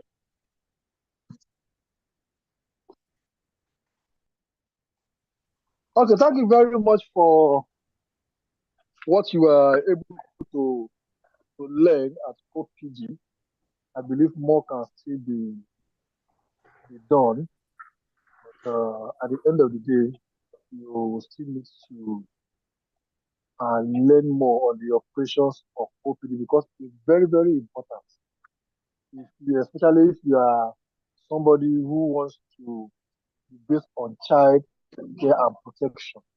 It's very, very crucial to actually learn what they do in OPD and how they go about the process of the case, or each case that comes to OPD, from the point of clerking to the point of ensuring justice done to every child that is brought to, whose case is brought to OPD. I think for what you have learned so far, just the beginning as well. So you need to learn more. And Social Worker Akin being your supervisor, his experience in that area, and she'll be able to just hold on to her. She'll be able to put it through. Okay, sir. Thank you, sir. Thank you, Dr. Tere. Egbe Felicia Noye. Are you here? Egbe Felicia. If you are here, the floor is open for you. I think I saw you before now. Yeah? Egbe Felicia. Can we have Kofi Gabriel? Yes, sir. Yes, All sir. right. Good afternoon, sir. Good afternoon. Pretio Gabriel Pofi. I had my practicum at Ppgdsw. Ppgdsw is just University Teaching Hospital. It's located around Terminus, just Plateau State. Where I had my practicum deals with patients that are HIV and AIDS positive, patients with tuberculosis. My first day of visit there, I was given an orientation of the place, and then I was assigned to a supervisor, Mrs. Hannah Sunday. Then for the first week, my supervisor asked me to watch and observe what they do there, and if I have questions about what they do, I should ask her. So that was what we did throughout that week. And then I was told that there are some terminologies that I need to be familiar with because they deal with HIV patients. So what we do is that they have 9 units in the facility. The unit in which I was in is called adherence unit. In that unit, they have just one social worker, which is the Mrs. Hannah. And then one other person also is still schooling in social works. So they had 2 women that were there also assisting them as volunteers. But a week or 2 after I was there, those 2 went, one went on sick leave, the other one went on maternity leave. So I was just left alone with Mrs. Hannah. Then along the line, they also brought another volunteer who joined us. Now, what they do there in the adherence unit is giving counseling and also checking of viral loads of patients. Let me go to some scenarios or some cases in which I handle myself. My first experience was a woman, okay, we start work there, every office hour is 8 to 2 p.m. every day, and it's only Mondays and to Fridays that they are open. So there's this woman that came all the way from Adamawa State on a Friday. She arrived there around 2:45 or so. At that time, we had already closed, and Mrs. Hannah has little kids in school. They were still in nursery session. So she was trying to rush and go and pick her children from school. And this woman came in begging that, please, we should attend to her. She needs to go back to her work. She's a police officer. And usually their viral loads, the drugs they give them, sometimes they'll administer 6 months, sometimes 3 months, depending on your progress on how well you take your medication. But this woman has missed out for about 6 months already when she was already due. So she kept pleading that she could not take excuse from her place of work because she will have to write that, okay, she's going to the hospital, and then maybe giving reasons. And of course, everybody is trying to run away from being stigmatized and saying, oh, this woman is HIV positive and all of that. So most of our patients come from outside states. They are not within Plateau State. Some come from Benue, Kaduna, various states for their treatment. So my supervisor said she won't be able to stay back, that we had already closed. So she told the woman that the woman will have to come back on Monday. You could see on that woman's face how sad she was. So I pleaded with Mrs. Anna if I could stay back and then the woman, so which she agreed. So I spoke with the woman and advised her that when next she's coming, it's best if she won't be able to make it, she should call the hospital and tell them that, okay, she won't be able to make it because of the nature of her work, and probably they'll book her for that time. And she don't have to wait until her drugs are finished before she comes. If she knows that she still has a few weeks before her drugs get finished, she should come to the hospital, or she should start looking for a way to come to the hospital. Then another case also was, there's this 19-year-old girl that came in with her parents. Already, when they just entered, you could see the mother shaking her head, stamping her feet, and then she was speaking in her dialect. So we don't know what she was telling the girl. And that day, it happened that my supervisor was in a meeting, and I was the only person with the other volunteer that were there. So I was the one that said, both you have 1 minute to summarize. Okay, sir. So this woman kept signaling the daughter that, okay, she shouldn't say certain things. So we noticed that the girl was not comfortable to speak. So we had to excuse the parent to please stay out on the waiting chair. And then we attended to the girl. That was when the girl was able to open up and tell us that, okay, she's sexually active even at 19. And that was how she assumed that she got infected. And then we told her, okay, there are measures she can take from now henceforth, what she should do and not do. And then how to eat well and live a healthy lifestyle. Then we called the parents later on and joined them with the daughter to also explain to them that, okay, the daughter the right time. And that is not the end of life. So whatever it is that has happened already, that the parents should please help her, even in her journey, as there's no cure already for it. Thank you, sir.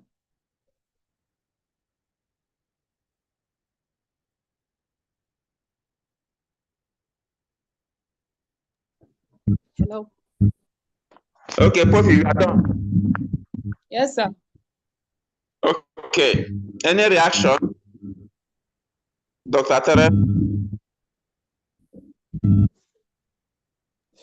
Yes, you can go ahead, please. Okay, social work and Bina.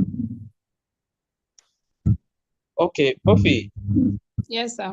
Hello.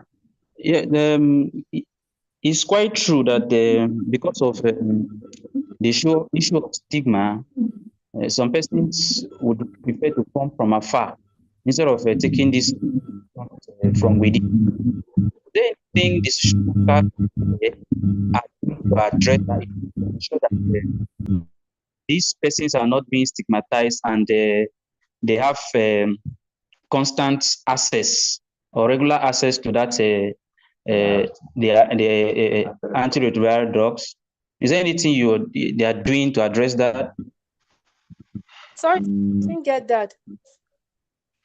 I said that I was asking, is there anything social workers are doing to address the issue of stigmatization associated with HIV patients or clients?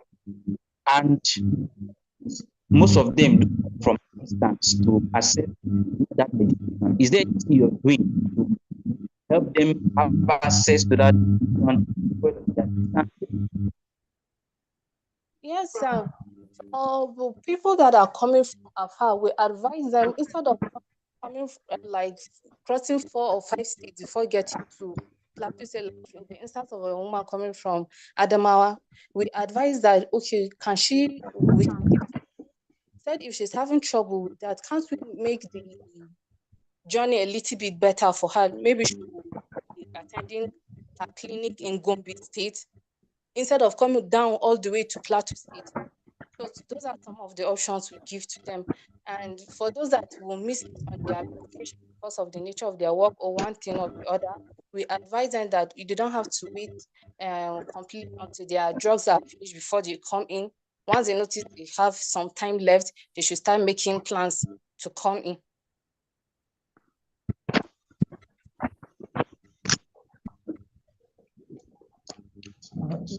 Yes. Thank you and well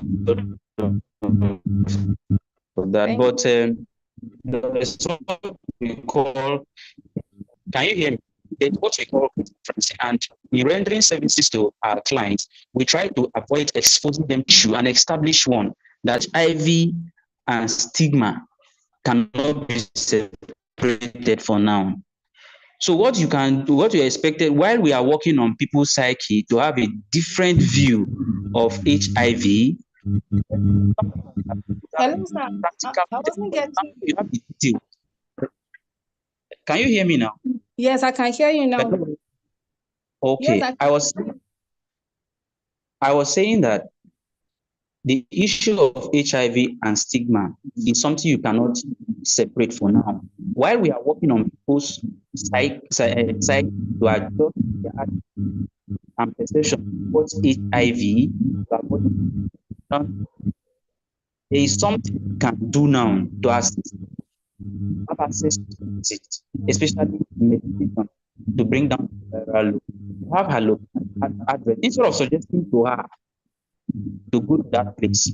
Why not engage in what we refer to as that address you're giving her to get?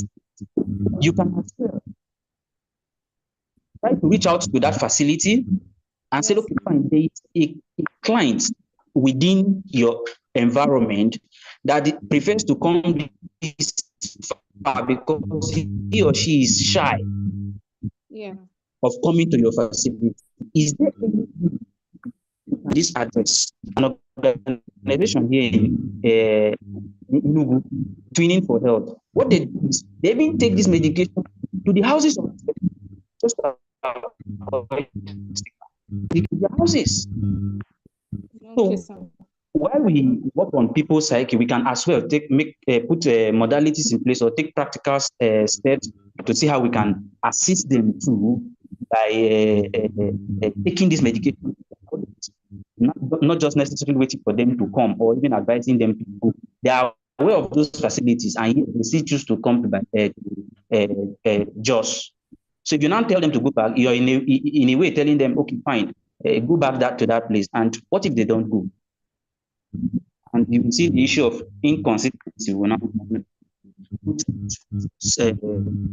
result to other complications and the rest. Thank you very much. Yes. Thank you, sir. Thank you, thank you, Ppgdsw.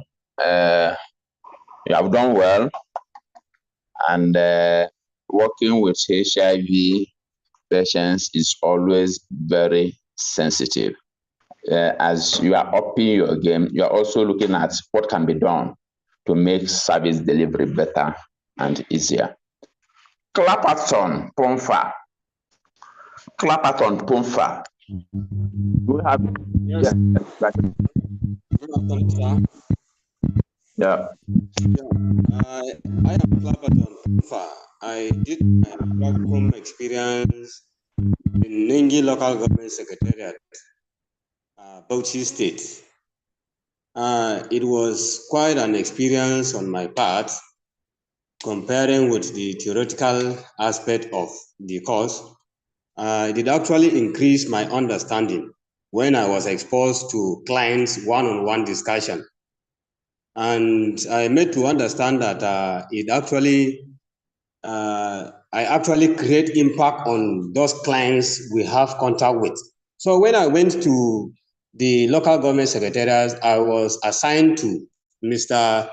Usman Adamu as the guide and the core staff, Hassan Sadauki. They actually guided me from my second week on how to go about, and I always observe what they usually do. And I made to understand as well that we equally follow our clients, not only coming to the office, but we can follow them to their various home to assess when they visit the office. After that, we can do follow-up as well. And Mr. Adamu Usman, who has been very friendly, he can call me at any point in time to go out for assessment. I work from 8 to 4 p.m. daily, from Monday to Fridays. And what prompts me so much to know that I am actually impacting or changing or impacting life to people is one case that I handled, is a school dropout and who indulged in drugs as well, is child of 19 years. He was brought to the office by his stepfather. So when we inquire why he indulged in all those things, we realize that his father was also a drug addict and he don't care about his life. The mother was a divorcee. So he's just living on his own. He going to school at will and do any kind of thing. So he was reported by the school principal to the parent, and the stepfather decided now to bring him for counseling. So I was assigned to handle the case myself. So actually, when I discussed with the client, the parent, I do follow up. The boy was, from the first instance, why was he brought to the office? But during my discussion and the follow-up to check out, finally, I realized that the boy was very happy when he was finding out that he's changing from bad attitudes to good. And I actually advised the parent too, where it turns out of their hands, they should take him for rehabilitation. So they actually appreciate what we did. And the problem I encountered was language, because I'm from Plateau State, and the Hausa people in Bauchi, my own Hausa and their own, we were having problem in communicating. And the religion barrier too. I am a Christian, they are Muslims. So sometimes going into the houses, I couldn't find it easy. But with the help of my supervisor, Mr. Adamu, in fact, I find it very peaceful going through an easy way of carrying out the assessment. At last, my director, education and social department, in fact, she was very happy. And because of my coming, it equally exposed them to certain things. Most of their staff, they are not social worker. Sociology, social study administration, and so many others like that.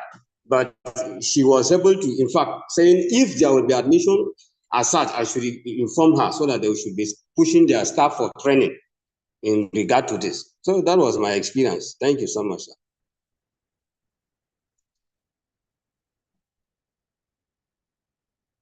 Hello? Thank you. Clappers and Popa. Okay. Yes.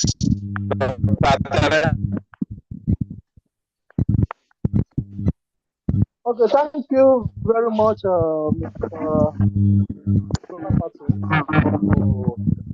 what you were able to do. In the midst of your discussion, I heard you say you want Hello? service. Are you the only one who went on your own, or you were?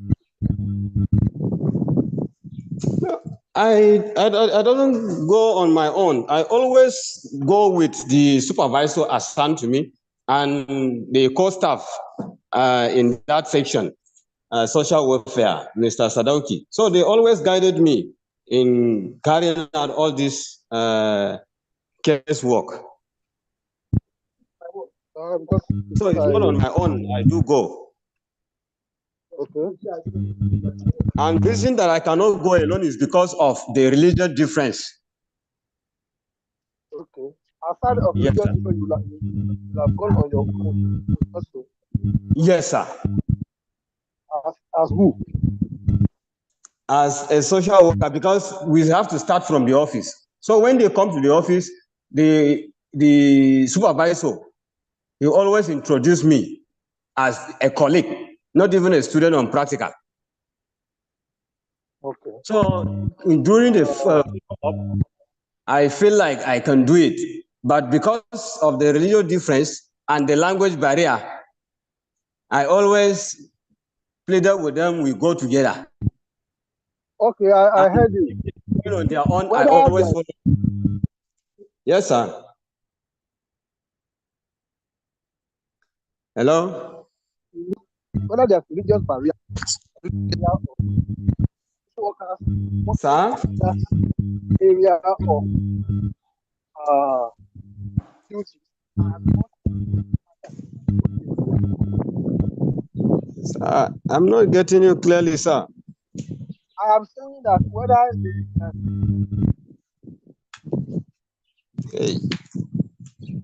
there or no religious, social workers are not expected to go on open road. Yes. Dangerous, Okay, especially sir. when you are working among high risk service users and Yes, sir.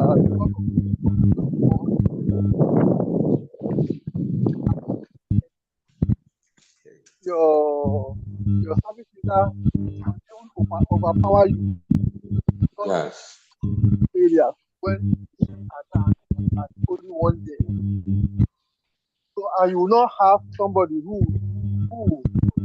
supports you or somebody who will observe what you are doing and also make somebody who will give an evidence if any other thing happens. So under normal circumstances, you don't go on. Yes, thank you, sir.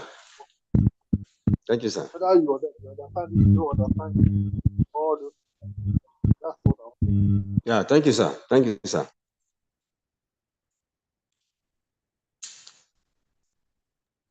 Thank you, social worker. I think clap pattern. You've had what Dr. Atere have said. Yeah. Yes, sir.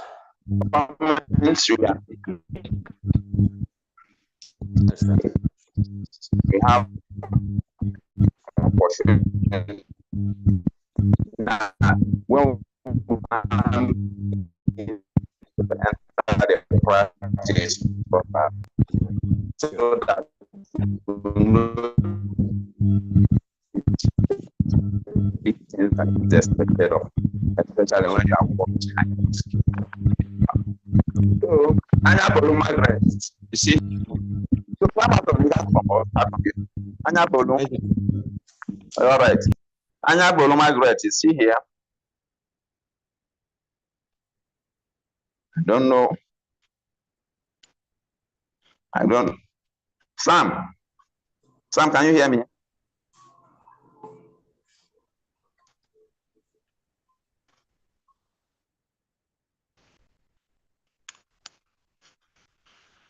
If you can hear me from the class, please can you unmute and talk?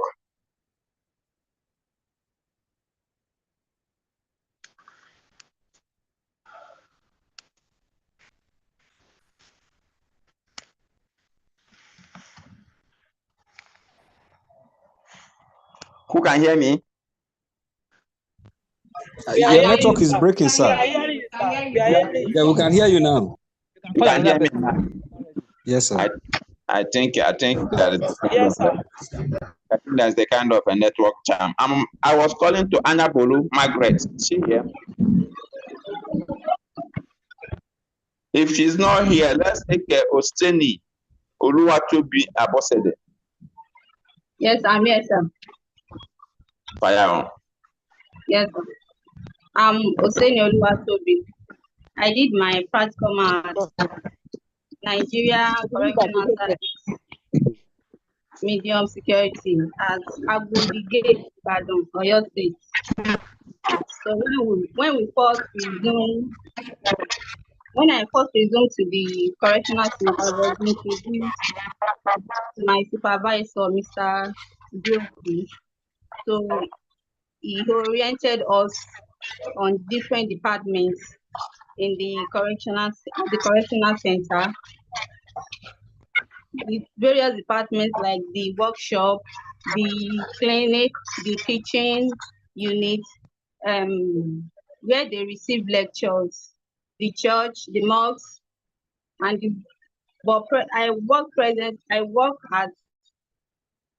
with the welfare department unit. So from there, he oriented us on various things done in the cell. Like he told us various various language, various terminology that is being used in the cell, like argot. It told us all those, like argot. Now they say that is like a secret language used in the cell for the prisoner, and it also took us on a thought that there, as their rank of officers in the department or in the prison, they are also what's it called? They are also like heads inside among the inmates also. So he also told us that. So he brought out an inmate, using that inmate as an example for us.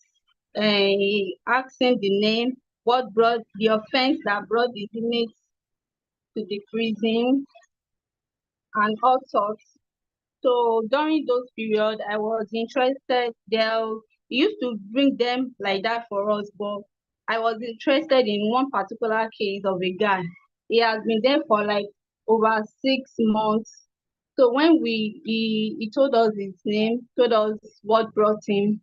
So we discovered that what really brought him was stealing. So when anybody brings case like that, that means it's a variable case. They will give them an advantage of in the court that they can bail. They have the opportunity to bail them or to pay fine. But we discovered that this guy has been there for over 6 months. There's nobody to bail him. So we asked about the family. He told us that the family, nobody used to come and visit him. The family. So we asked that, did he know any number that we can call? He gave us a particular number, but the number wasn't going through. So we like 3 social workers that we were there, with the help of our supervisor, we collect the address. He described the place for us. So we collect the address of his uncle, because he gave us the address of his uncle there. So we collect the address. We went on visiting that uncle. So the way he gave us that, we got the location, we saw the uncle, we asked him that, did he know so person? He told us that yes. And we asked him that, did you know that he's in prison, he's in this Agodi Correctional Center? He told us that, and we asked him that they gave him a fine bail in the court, that they can bail him. The uncle told us that they don't have money. They don't have money for the bail. That's why they know. And we asked the uncle that how much is even the money for the bill. The uncle told us 40,000. So we take up the case with the help of our supervisor. So our supervisor, we went back to our supervisor, because he told us that we should not, according to, because of where we are dealing with, we should not take any case before him, that we should always carry him along. So we go back to him, that the uncle said this, that. So he told us that there are some NGOs that used to come to the cell to visit, that if those people used to help them. So we refer his own case to the NGO, because he has been there for a long time and he has the ability to get the bill. So the NGO promised us, they are still on their promise, that they will try to help him with the bill, that you can come and be receiving, you can be going from home to the courts. So there's another scenario that we also, as a social worker, I also noticed things there. I also noticed that they don't get Sir,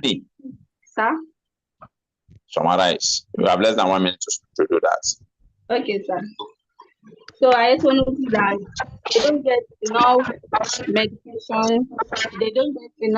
They don't get adequate medication, because people die often. Food, they don't have that food is right off. They they give them, if someone see the food they are giving them, someone will be vomiting, but the food is nothing to write home about. So we asked our supervisor that what can be done. They said that they only depend on those NGOs that used to come visiting. So that we are trying, I discovered that they are normally the cell is just to occupy like 450 inmates, but we discovered that it's over 1,800 and something that is there presently. So the cell is full and they don't get enough.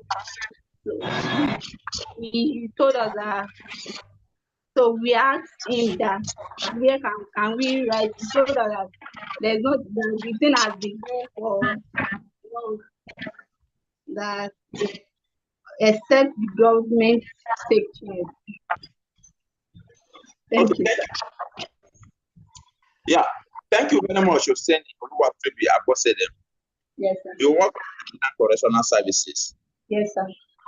And the correctional services, what is it for? Maybe people that did any type of offense.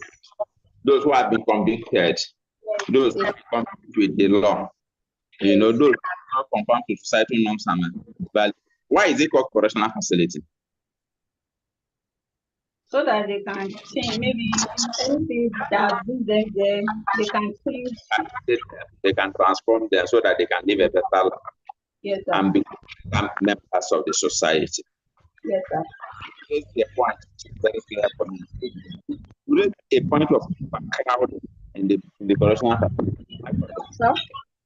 You raise a point of overcrowding the correctional facility. Yes, sir. Now, I didn't get the part. You know, who do you want to write? Who do you want to write to? Yes, maybe write to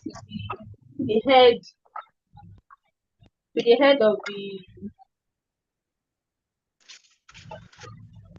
Now, can you be clear in your response? I will just ask you this question. I will go. Yeah. If you have asked the opportunity to influence, what will you be writing in that? Sir, I can't get it, sir. What letter you want to write to a head of something? If you have opportunity to influence politics, what will you be writing in that your letter? Yes, I'll be writing. Okay, to the person that I'll be writing it to, sir. Content, what will you be advocating for? Overcrowded, sir. Overcrowded. You will be advocating that, yes, despite the fact, I'm just giving you some hints so that you know where I am going. Despite the fact that this has been by the competent law of God, you understand that is that they have human rights, have the right as human beings. They are not condemned. They were only sentenced. Do you understand? And that does not mean you don't have access to basic human rights, things like right to life, right to food, medical. Therefore, keep them in a very congested area. And that is why in most cases in Nigeria, when they come out for the correctional facility, instead of being corrected or being reformed or being rehabilitated, they become worse. So you are able to raise that issue of the environment, which has a way of impacting negatively and not of such inmates. Issue of something that has been incarceration and has not been correct. Social workers have any responsibility to advocate for such things. That person maybe not be more than 2 months in imprisonment, and he must have spent like 6 months. You know, we have a response. And sometimes, my experience in social work practice has shown that sometimes when some rich uncles or rich relative feels that a particular person is robbing, put them in the correctional facility, detain them there, and they forget about their case until they are waiting for. So it needs to be clear We need to know that these are the things, the ills that happens in the society, such that people who did not commit crime do not suffer for the crimes they did not commit. I don't know if Dr. Tere has anything to say.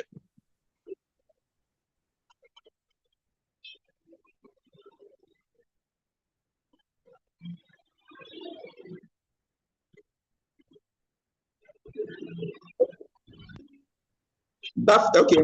I'll send you to be posted there. You can go. Let me have a Victor Booker. That's a Victor. I think I saw you. You have the floor. Okay, good evening, sir. Good evening, everyone.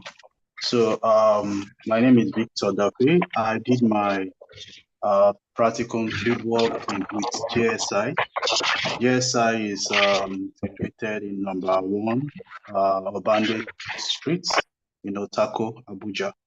So I actually chose that place as my place for my practicum because it links with my elective course, program management. JSI, as some of us may know, is into a wide range of public health interventions and social sector areas. Why I chose that, I've said that. Basically, to save time, I'll just go straight to the key things I did during my practical exercise with John Snow Incorporated Research and Training Institute. So, hello, sir. I say just tell us those things you did in your practicum. That's why we are here. Okay, sir. So basically, when I went there on the 10th of June, and that was when I started.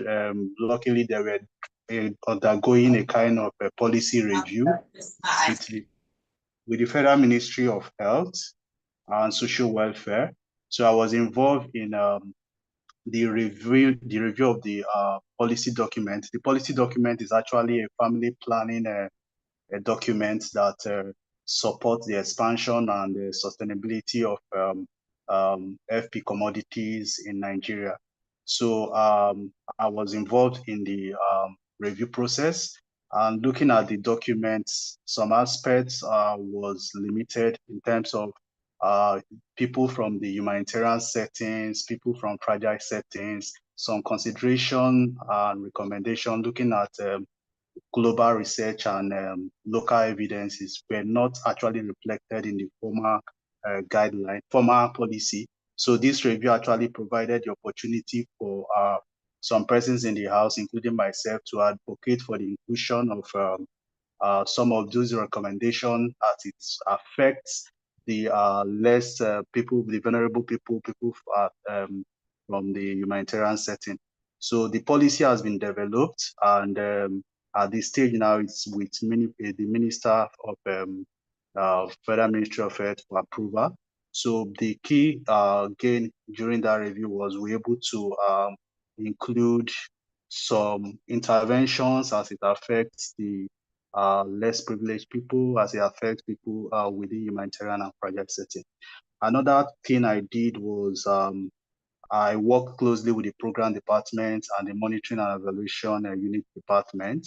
At the program level, I was able to assist in development of some high-level advocacy briefs. I equally involved in advocating to the minister, looking at the space generally was reproductive and maternal health. So we noticed a shortfall in family planning commodities. The Federal Ministry of Health have a kind of, or the federal government have a kind of counterpart funding with the UNFPA, but to date, the terms of release of those funds are not adequate. They don't release it on time, and there is a gap in the funding gap in terms of providing FP commodities in the country. So we advocated to the coordinating minister of health.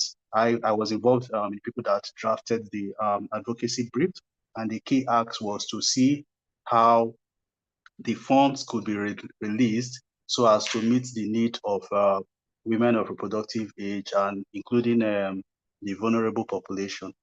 Also, I was involved in the dissemination and domestication of some national policy guidelines, one in Lagos State, another in Kaduna State.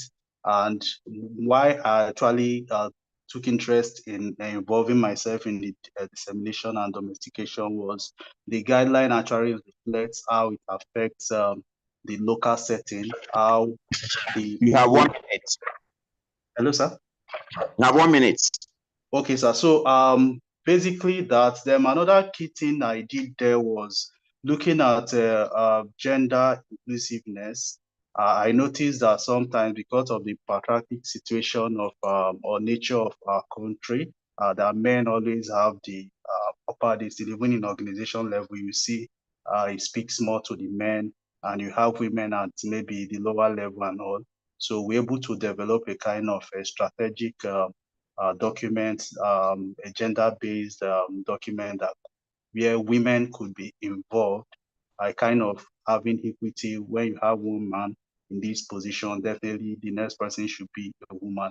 We're able to come up with that kind of document. The document is still undergoing review with the organization. So basically, I actually learned a lot in looking at research, looking at conducting research. I was able to apply some key tools to analyze data, and I was equally involved in a bottleneck assessment, basically to determine bottlenecks and facilitators that affect self-care interventions in Nigeria. So those were the key things I did at the little time I had in my practicum with GSI. Over. Thank you. Thank you very much, Victor. I am listening to you, the things you have done in your practicum. I am excited. Where do you work? That is my first question. Okay, so I actually work with GSI also. Okay, now because we talk about domesticating some policy in Lagos and then Hello, sir? Yes, you talk about helping to domesticate some policy in places like Lagos and then Kaduna. I got that clearly. Now, my first question, I have like 3 reactions to make. If we are fast, we'll do that in less than 2 minutes. My first reaction, did you know when you are talking about policy changes, policy improvement, do you know the purpose of social work that addresses that? I didn't get your question clearly, sir. Please take that again. That addresses contribution to policy.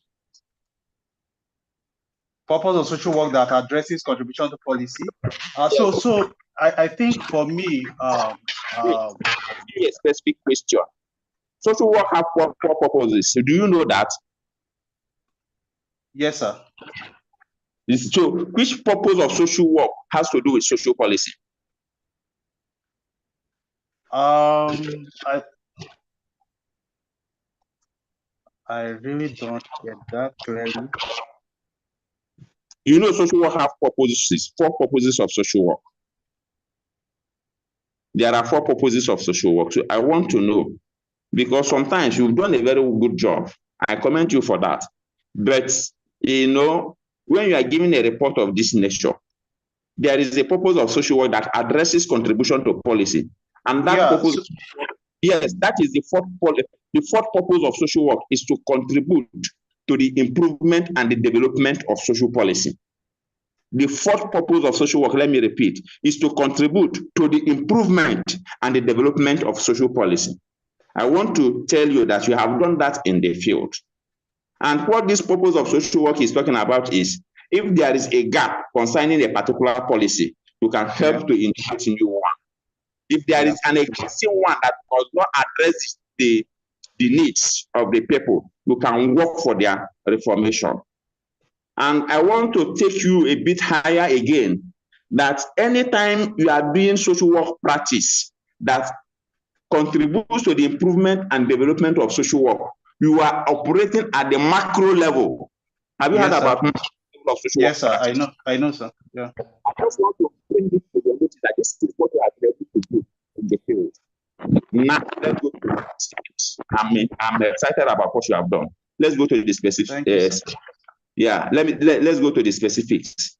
You work. Let me pick that of vulnerable or less privileged people. Can you give me like 2 bullet points in what area did you do this policy brief that you talked about? Which area of their life was affected? Just 2. Okay, so one was on looking at SBC materials for the deaf and the dumb, the blind equally. So we noticed that the kind of SBC materials that we have, that's the social behavioral change materials that we have, actually speaks to just normal persons. For those people that are blind, there's no brailles, there's no for those that cannot see, they don't have a kind of things that they can look at to understand what the document is actually saying. So I was able to incorporate that during the review to ensure that we have a tailored SBC materials that speaks to the blind, the poor, because those people, they equally have access. They need family planning commodities to prevent unwanted pregnancy and all. So I was able to see how we factored that during the review, and that was actually captured in the document. Okay. That's a Victor. Am I correct? Yes, sir. That's been. All right. Thank you very much. You're welcome, sir. Okay, Ihuama. Is she here? I'm here. Yeah, you have the floor. Good evening. My name is Ihuama. And I did my field practicum at Office of the Public Defender at number 2 to 3, 8 Road, by Pushaw Williams Avenue.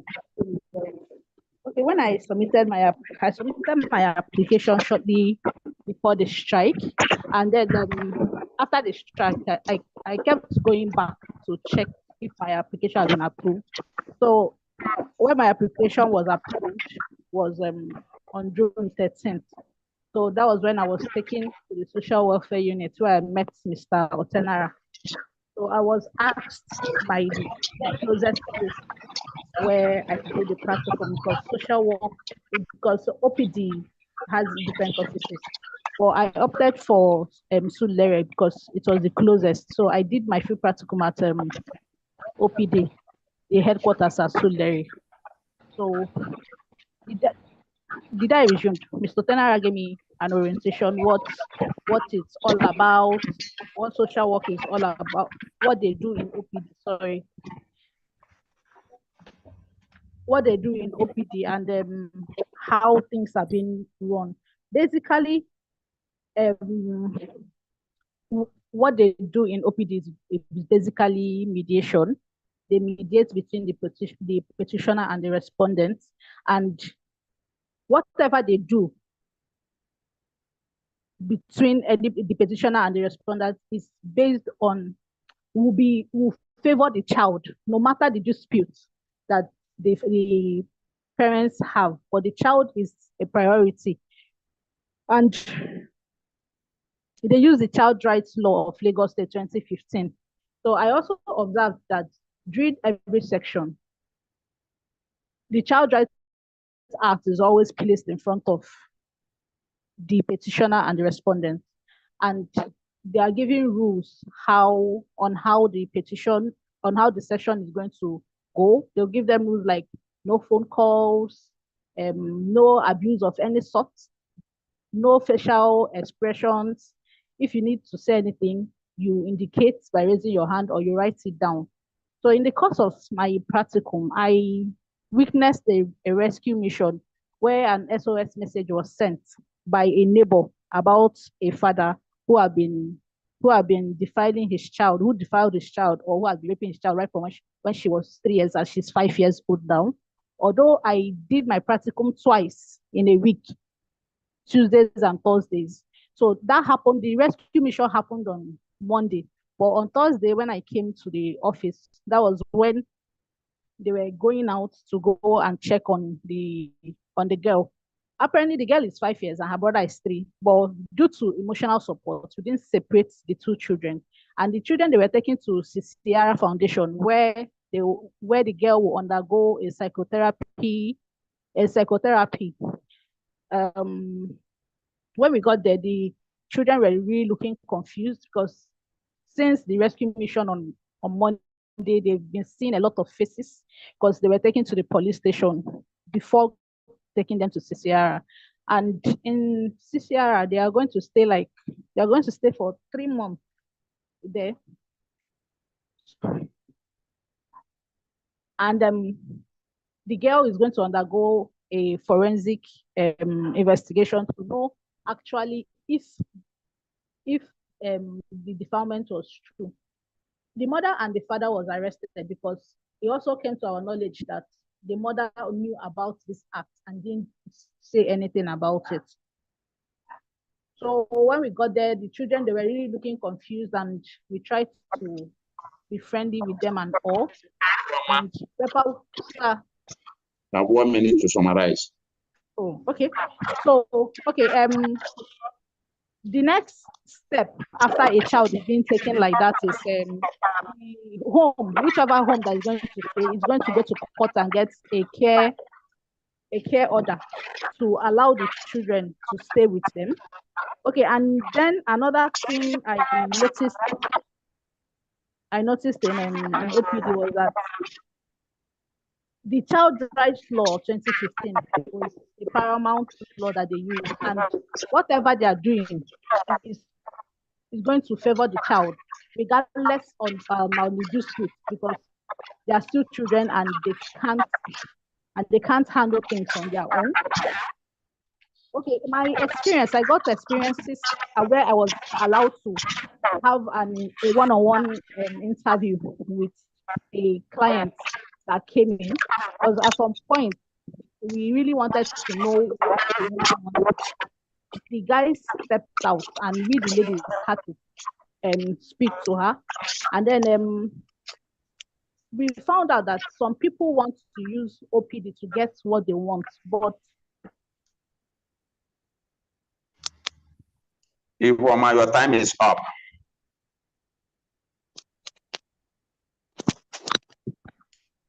Your time is up. Dr. Labalatere, Dr. Atere, can we have you?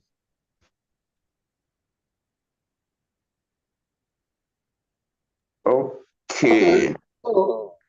Yes, somebody that just presented on she did her practicum at the Office of Public Defender. So I think you had something to do with that agency before. No. Please. Okay. Yes, okay. I don't know if I'm not talking to you, I'm talking to Dr. Tere. I knew there was a time Dr. Tere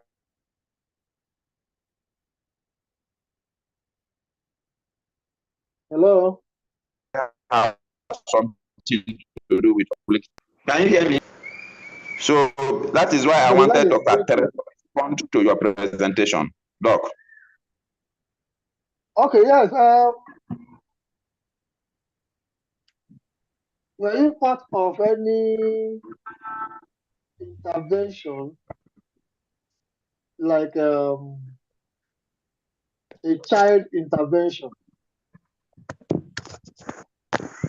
Intervention such as, is it a rescue mission or for access?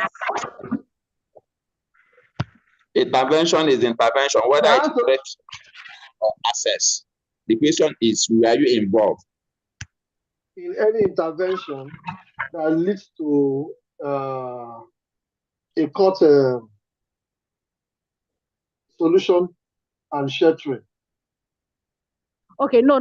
I was not directly involved, but I witnessed one. It was an old case that was already there, but we went to Oba Magistrate Court because the magistrate wanted to know an update on the child because she's in the home. Okay. So I didn't directly witness any. Okay, the magistrate just saw her and saw that she's been well taken care of and asked her if she wanted to go back to her parents, and she said yes. But then again, it was not possible because her parents does not have any tangible accommodation as her mother and her father are separated. So, and the mother is still living on the same street where the defilement happened, and she has been patching up with people. So the child cannot be released to the parents, and the father too does not have. And the father too does not. Now let me ask my last question, please. Okay. So don't waste much time. Now I want you to give me the word used when a rape case happened and is reported, and then you need to get what do they call it now? You need to get a child protection order. A verdict from the magistrate for a child to be put in custody of the government. And it was already into closing hour. So what do you do? Sorry, I didn't get that, sir. Or when the court is in session and there's a case, there's a rape case, and you need that to be evacuated, to be moved away from where he was or the scene of the rape case, and you need the magistrate's word to commit that child to the shelter. So what do you do? Sorry, if I get it right, if a rape case, yes, there's a rape case involving a child and an adult, and it's within the premises where he lives or the family where he lives, and then it's around 12 o'clock. The court is sitting, and you need now to ensure that that girl is evacuated, is rescued. The girl has been rescued, and you are recommending that that child should be taken to the custody of the government. Catherine, so what do you do? I'm not with it. I think let me check for the other. I think you have to. I think you have to make an you have to come with a motion ex parte to the court, or you make it, since it's the magistrate court, it can be made oral. It can be made orally. I've heard what I want to hear. Thank you very much. You filed for an ex parte motion. Yes, for the case to be heard there and there. Every other case that is going to be suspended. Yes. And attention will be given to that case through the recommendation of the social worker. Thank you very much. You're welcome, sir. All right, thank you. I'm done with that. Thank you, Dr. for that intervention. And Oki Huama. Sir. Thank you very much for your response. You can take a bow. All right, thank you very much, sir. Adekimi Bamidele or Bemidele, is he here or she? Adekimi. Where is Adekimi? Onako Yatolulo.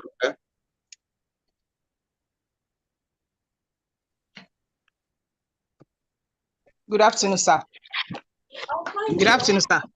Before you start, Paluk Adeshola Anike, can you please your mic?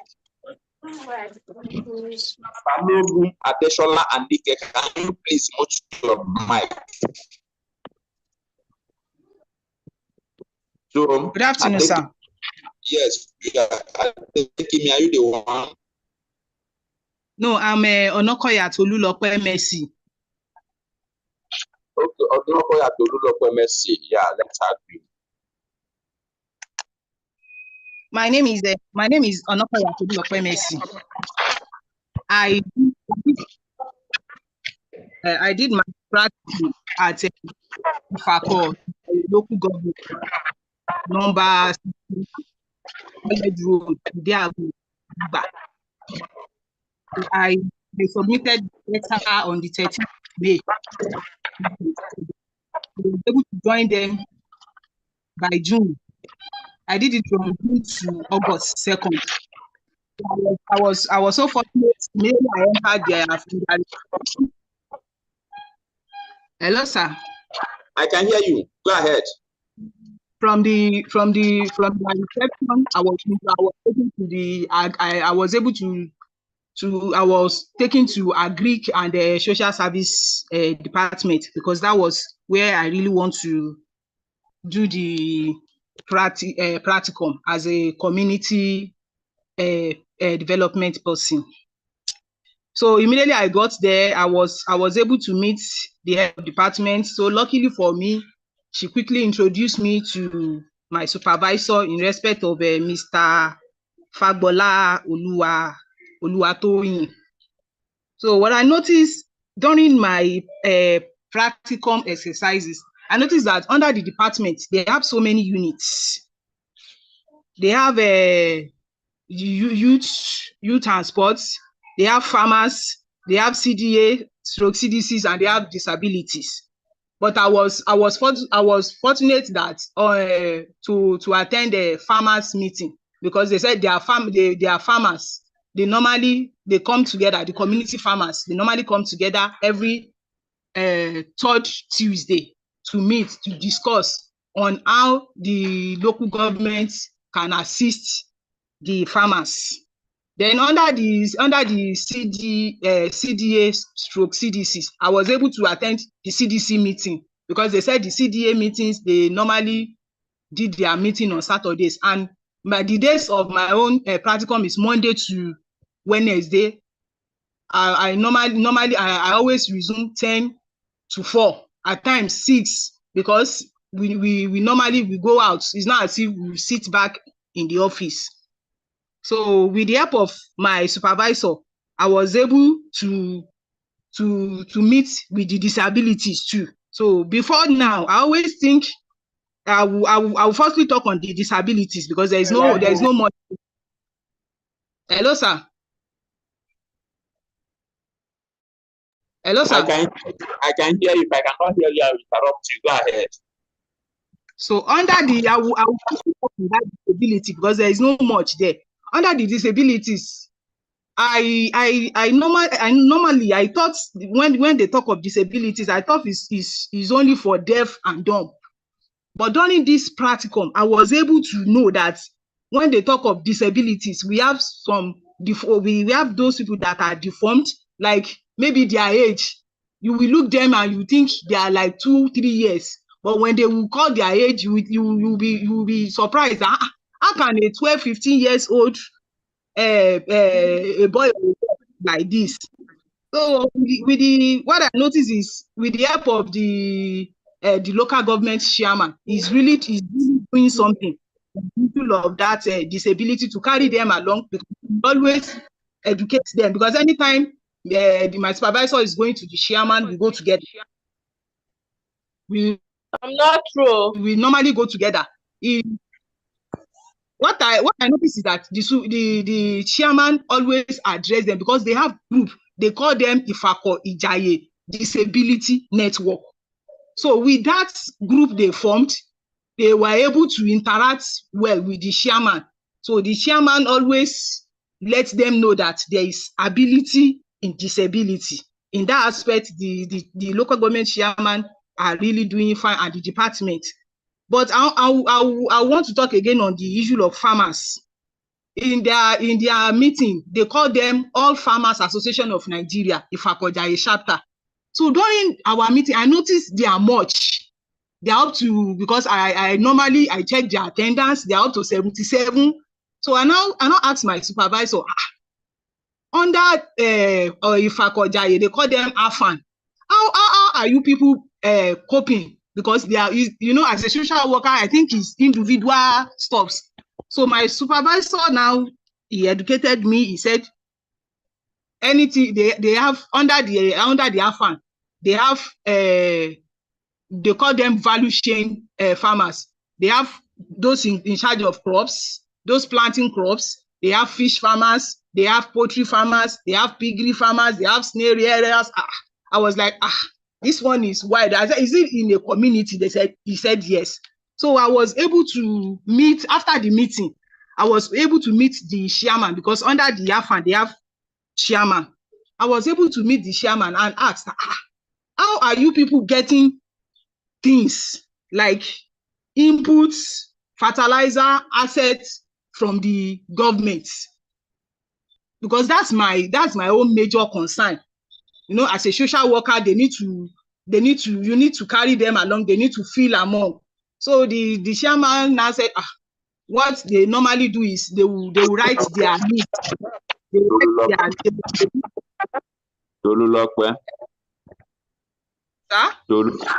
You have 1 minute to summarize. So normally as a social worker, when I now talked with my supervisor, what we normally do is they write their needs. We forward it to the head of department. From the head of department, it moves down to the chairman. So from the chairman now said any of their needs normally go to Lagos State Ministry of Agric. So and I said, well, that means as a social worker, we need to be tracing the letter to get the outcome. Maybe the farmers are really receiving something from the state. So to the all in all, I was able to get the information that truly the farmers, because I have to collect the research to know maybe the states and the local government and the active in there. Thank you very much. Thank you very much. Okay. Thank you. Let's go straight to the point. My first reaction, where do you work? I work at a local government service commission at Ikeja at the country. Not at the staff at the local government service commission. Can you hear me? Yes, sir. Now, specifics. Yeah. Your report, even your presentation, you went to many places. You talked about you talked about people with disability. Now, yes, I don't want to ask a question. The question, my comment goes this way. As a social worker, some people will not say, can you hear me? Can you hear me? Can you hear me, Tolulope?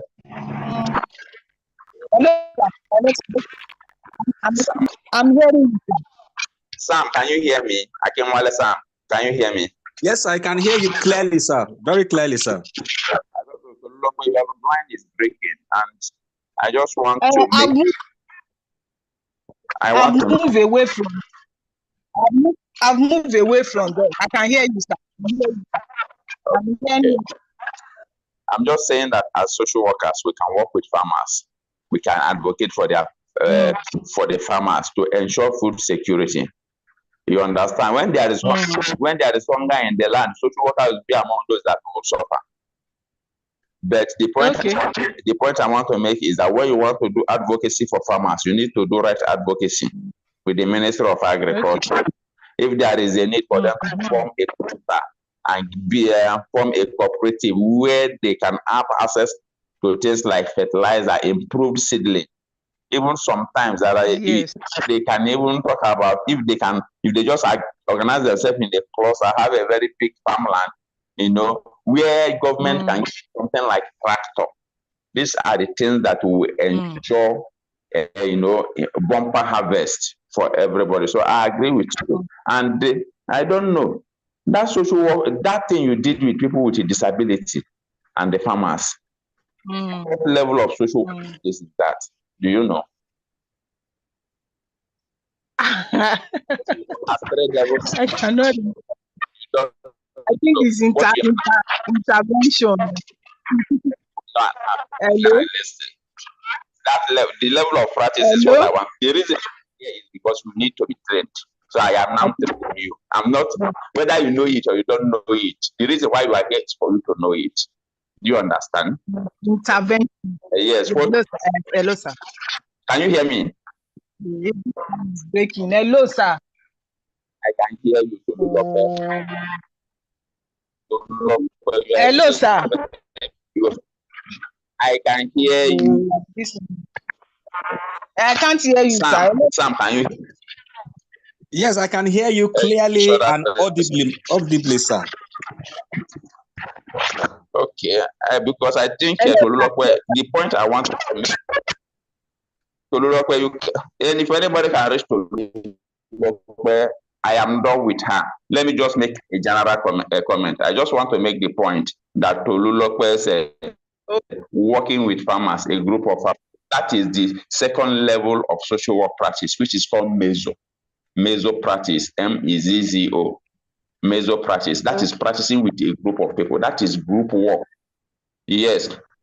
You know, they have social work practice with group of farmers, group of people with a disability, to make sure that they have access to services that will help to improve their life.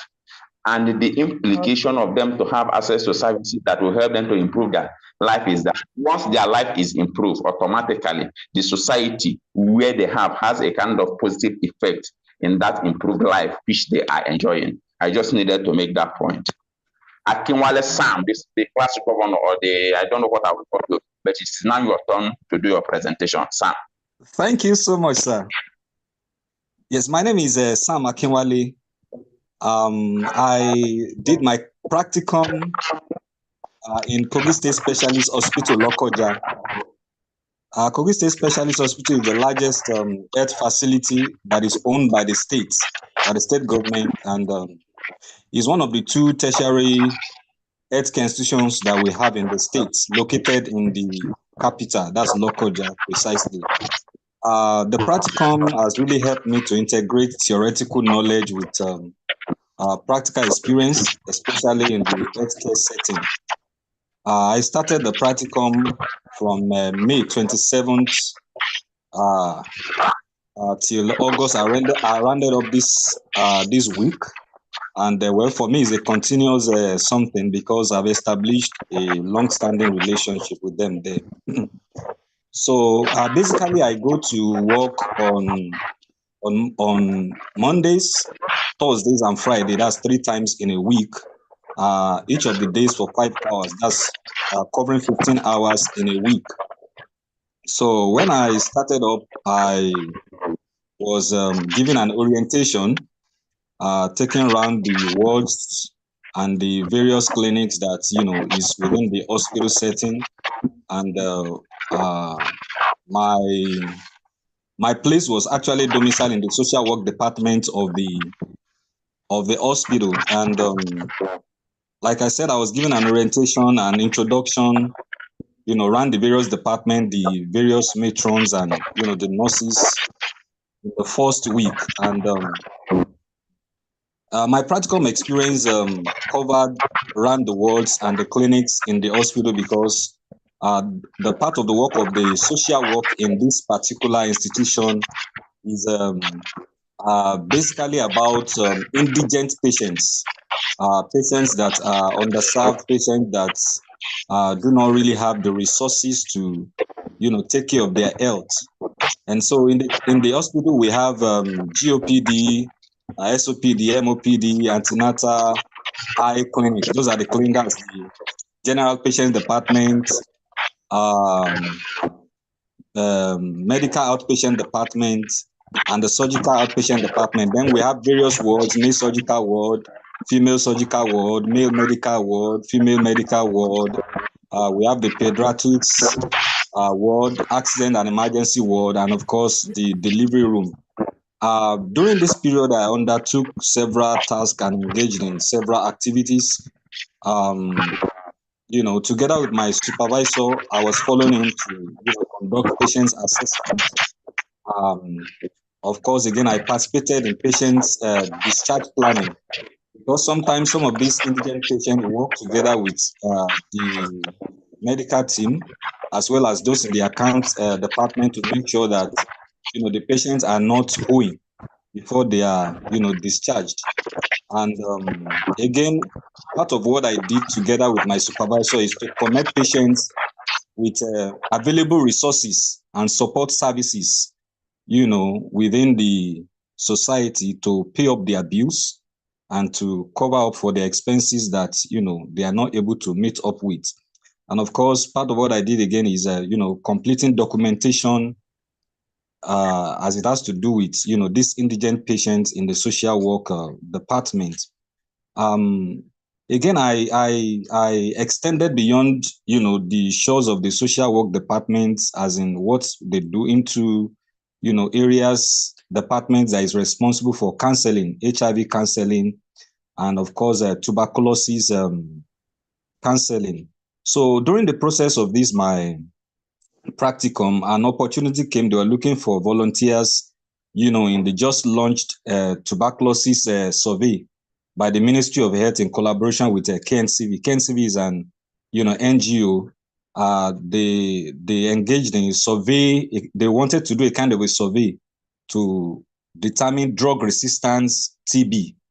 And so they needed to, be counseling and taking samples, as well as doing advocacy in communities within the Lokoja metropolis, so that people can be aware of the signs and symptoms of tuberculosis before the case gets worse, and so that they can take their sample for,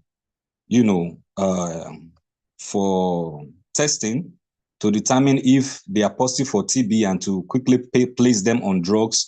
And all of these are, all come free, but most people do not know that, it comes free, both the testing, the treatment for tuberculosis and all of that. So I volunteered, and I was engaged. And even outside this, my practicum that is ended, the program is supposed to last till the end of the year. And so I'm still in for that program. So we do counseling. And for those that are underaged also that, present signs and symptoms of tuberculosis, we take assent and consent. There's an assent and consent form. That's assent for, the underage, and the consent for, the elderly people. We administer to them before we enroll them, in the survey, having presented signs and symptoms and being tested positive for tuberculosis. Part of the challenges I faced during the course of my practicum is in the hospital, the Ppgdsw Specialist Hospital, there are limited number of staffs in the social work department. I was made to know that, there are 3 staffs in the social work department, but incidentally, throughout my period of stay, I've only been seeing 1 person, that's the head of department. The remaining 2, maybe they absconded. They didn't really give me the detail, but I know they are still taking their salary. So those are part of the challenge. So the workload was much, especially on the 1 person that has been there before I came on board, and it continued up till, I rounded up my practicum this last week. But I also pleaded with him that, I will always be showing up from time to time. Then another challenge is that of limited funding. The social work department in Ppgdsw Specialist Hospital, there's no funding for that department to take care of the indigent patients, and neither does the hospital have that kind of arrangement for indigent patients, except associations or except association or church body comes to, yes, I can hear you, sir, comes to their rescue. And part of the recommendation as I round up is that I want it that there will be an increased funding for social work services, in the hospital, where they can be able to take care of their foods, their drugs, and their hospital bill for those that could not afford it. Then part of the recommendation for a policy could be that the health insurance scheme, maybe the NHIS, and of course the state has its own, should be extended in a way that it will cater for the poor and the indigent people in the society, so that they can be able to take care of their health. And part of my recommendation also would be that social workers should be integrated as part of the medical team that goes around daily for medical, as in ward round, because as it is in that hospital right now, we only do our ward round as social work department independently of the medical team. which I've tried to, bring up so that it can happen, but, so that the medical team can incorporate the social workers. But that has not been the case till now. Thank you so very much, sir. Thank you very much, Sam Akinwale, the class governor. Dr. Atere, I don't know if you have any reaction before I do my reaction.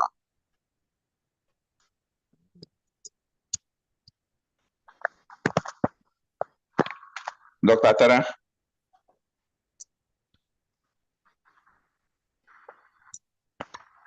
Okay, okay, Dr. Atere is here. Okay. Thank you very much, Mr. Sam.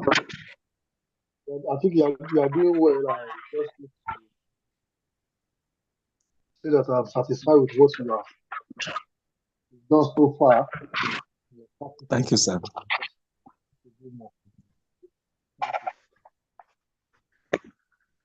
Okay, Sam, from your reports, there are two things, and I noted your challenges, but this is we are here for cross-fertilization of ideas. Yes, sir. From your report, two things came out for me. If there is another one that came out, you let me know. One, you take care of indigent patients. One. Two, you volunteer for a leprosy. Is it leprosy something? No, tuberculosis. Tuberculosis. Yes. These are the two things that came out for me that you did. Am I correct? Yes, sir. Now, I like what you did with that tuberculosis thing, to join them and to volunteer. In fact, my colleagues was even saying that when you finish, you have opportunity to volunteer so that we begin to impact.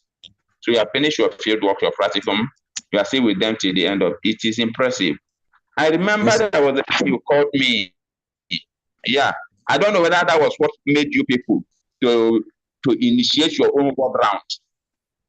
You understand? Yes, sir. Because we tell you that the medical they are not carrying you along. So anytime I have opportunity like this to do practicum, especially to talk to those in the hospital setting, social work practice in the hospital is very technical. The reason why I'm saying this thing is that so that patients don't emotionally blackmail you. I've had some students who have because in fact I went to one of the big hospitals in my area. I was working. Some people were discussing their challenges about money, blah blah blah. Why don't you go to social work? They'll solve your problem for you. Social work is becoming popular. Noted.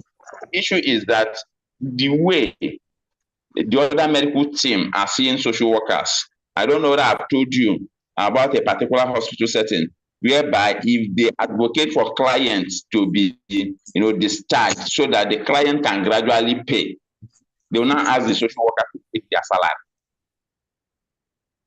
Yes, they do that here too. They will ask you to look for a staff that can stand in for you in the hospital setting. Okay, now the person that is telling you to do that, why didn't he or her take his or her own salary? Why I'm saying this is there are stress, depression, trauma associated with working with people who are sick. And as a social worker, you need to be held to be able to render service to your clients. As a social worker, you have a family.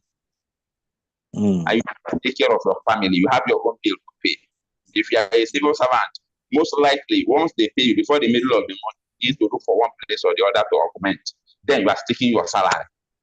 Do you get the point? So yes, sir. I just feel like I should make Sam, because I know Sam is in a hospital setting, to make him the last person to present, so that I make this point. So that when you have, I'm not saying that if you want to set up what they call it, a fund for helping indigent, you should not do it. But don't do it to the detriment of yourself and your family. That's true. Ask me, are you saying we should not do charity? You understand? Yes, there was a way he was looking at him. And now, when I now told him that if he becomes very relaxed the way he wants to do that charity, that he will become an indigent social worker. From indigent patients. Yes. You really need to be careful. Don't become vulnerable because you are rendering service. Places like US, Canada, if there is a fund to take care of those people, even in NGOs, if they have a fund for a particular type of intervention, they will be using that. Once you come, they will give you the fund, they will give you the necessary assistance. Once the fund finishes, you will come, they will write your name, you will queue on the line. When another fund will come, they will take care of your needs. So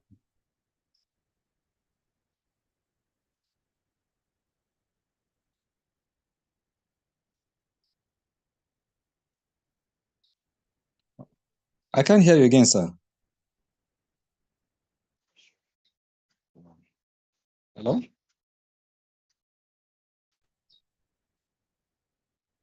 Hello, sir.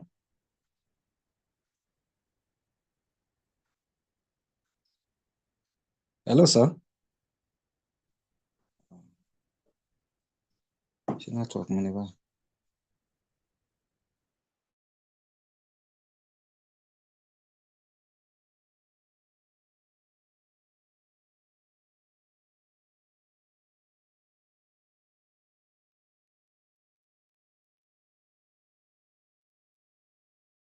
Hello?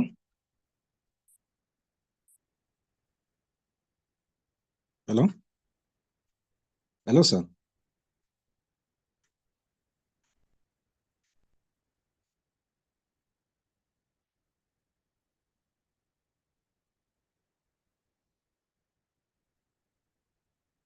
Hello, sir. No, it's like it's the network went off. Okay. Okay. Let's just be. I think we are wrapping up, so let's just be patient with him for 1 or 2 minutes. All right, sir. Thank you, sir. Thank you, sir. And I think I want to appreciate everyone who have those that are presented today. I think you've done so well. I think the performance is impressive. So just want to appeal to those that have not presented. Just take a cue from what has happened today. You can see is just tell us your experience, your challenges, and if possible, recommendation at least. And our prayer is that in no distant future too, we have our own facility that other people will come. So it is what we do today that will help us to relate with them better, when we have our own settings. So I think it's not an exercise in futility. I think it's a good one because we have to it's a kind of a cross-breeding experiences, listen to others, while also others listen to you. I think it's a good one. So far so good. We've done well today. 3 to 6 is something. Next week Saturday we meet again, and just I have to appeal to everyone. Either you are presented or not, you can be part of the class. You also learn from other people. I think it's a good thing. Where you don't know, at least you heard about 1 or 2 places today. Now, at least maybe if you go to a particular state tomorrow, you know where to go. Maybe if in case you want to do something related to social work and you are looking for a helping hand, you know who to call, you know where to go, without much stress. It's a good one. So let's wait for social worker Ferdinand to wrap up the class. Let me reach out to him. All right, sir. He's in charge of the practical.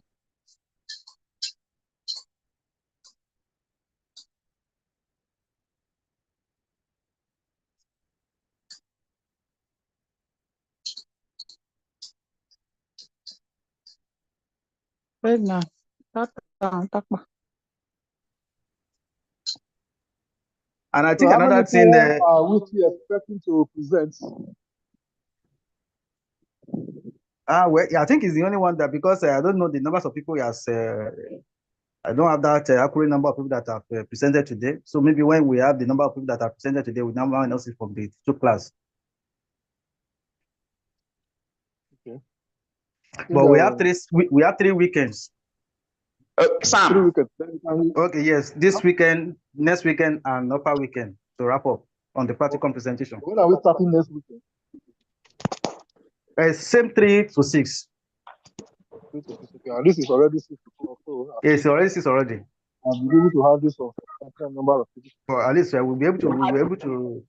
Okay, it's like we are able to do 15 today. Oh, that's great. 15, That's okay. impressive. That's impressive. I schedule 18 for each day. I think around 13, 15. I think we are able to do 13, not 15. Sorry. 5 persons did not present today. So thank you very much, Atere. Social worker Ambina has some emergency, so we have dealt with it. And so we meet next week, 3 to 6. Let's thank you, sir. Just know that attendance is compulsory. I don't know why some people are leaving. It is not good when you finish your presentation, you leave. It is not. It is here is just for cross-fertilization of idea. And I know your experience must have been enriched as a result of this seminar. Do have a lovely weekend ahead. Thank you, sir. Thank you, sir. Unfortunately, one of you made mention of you recommending our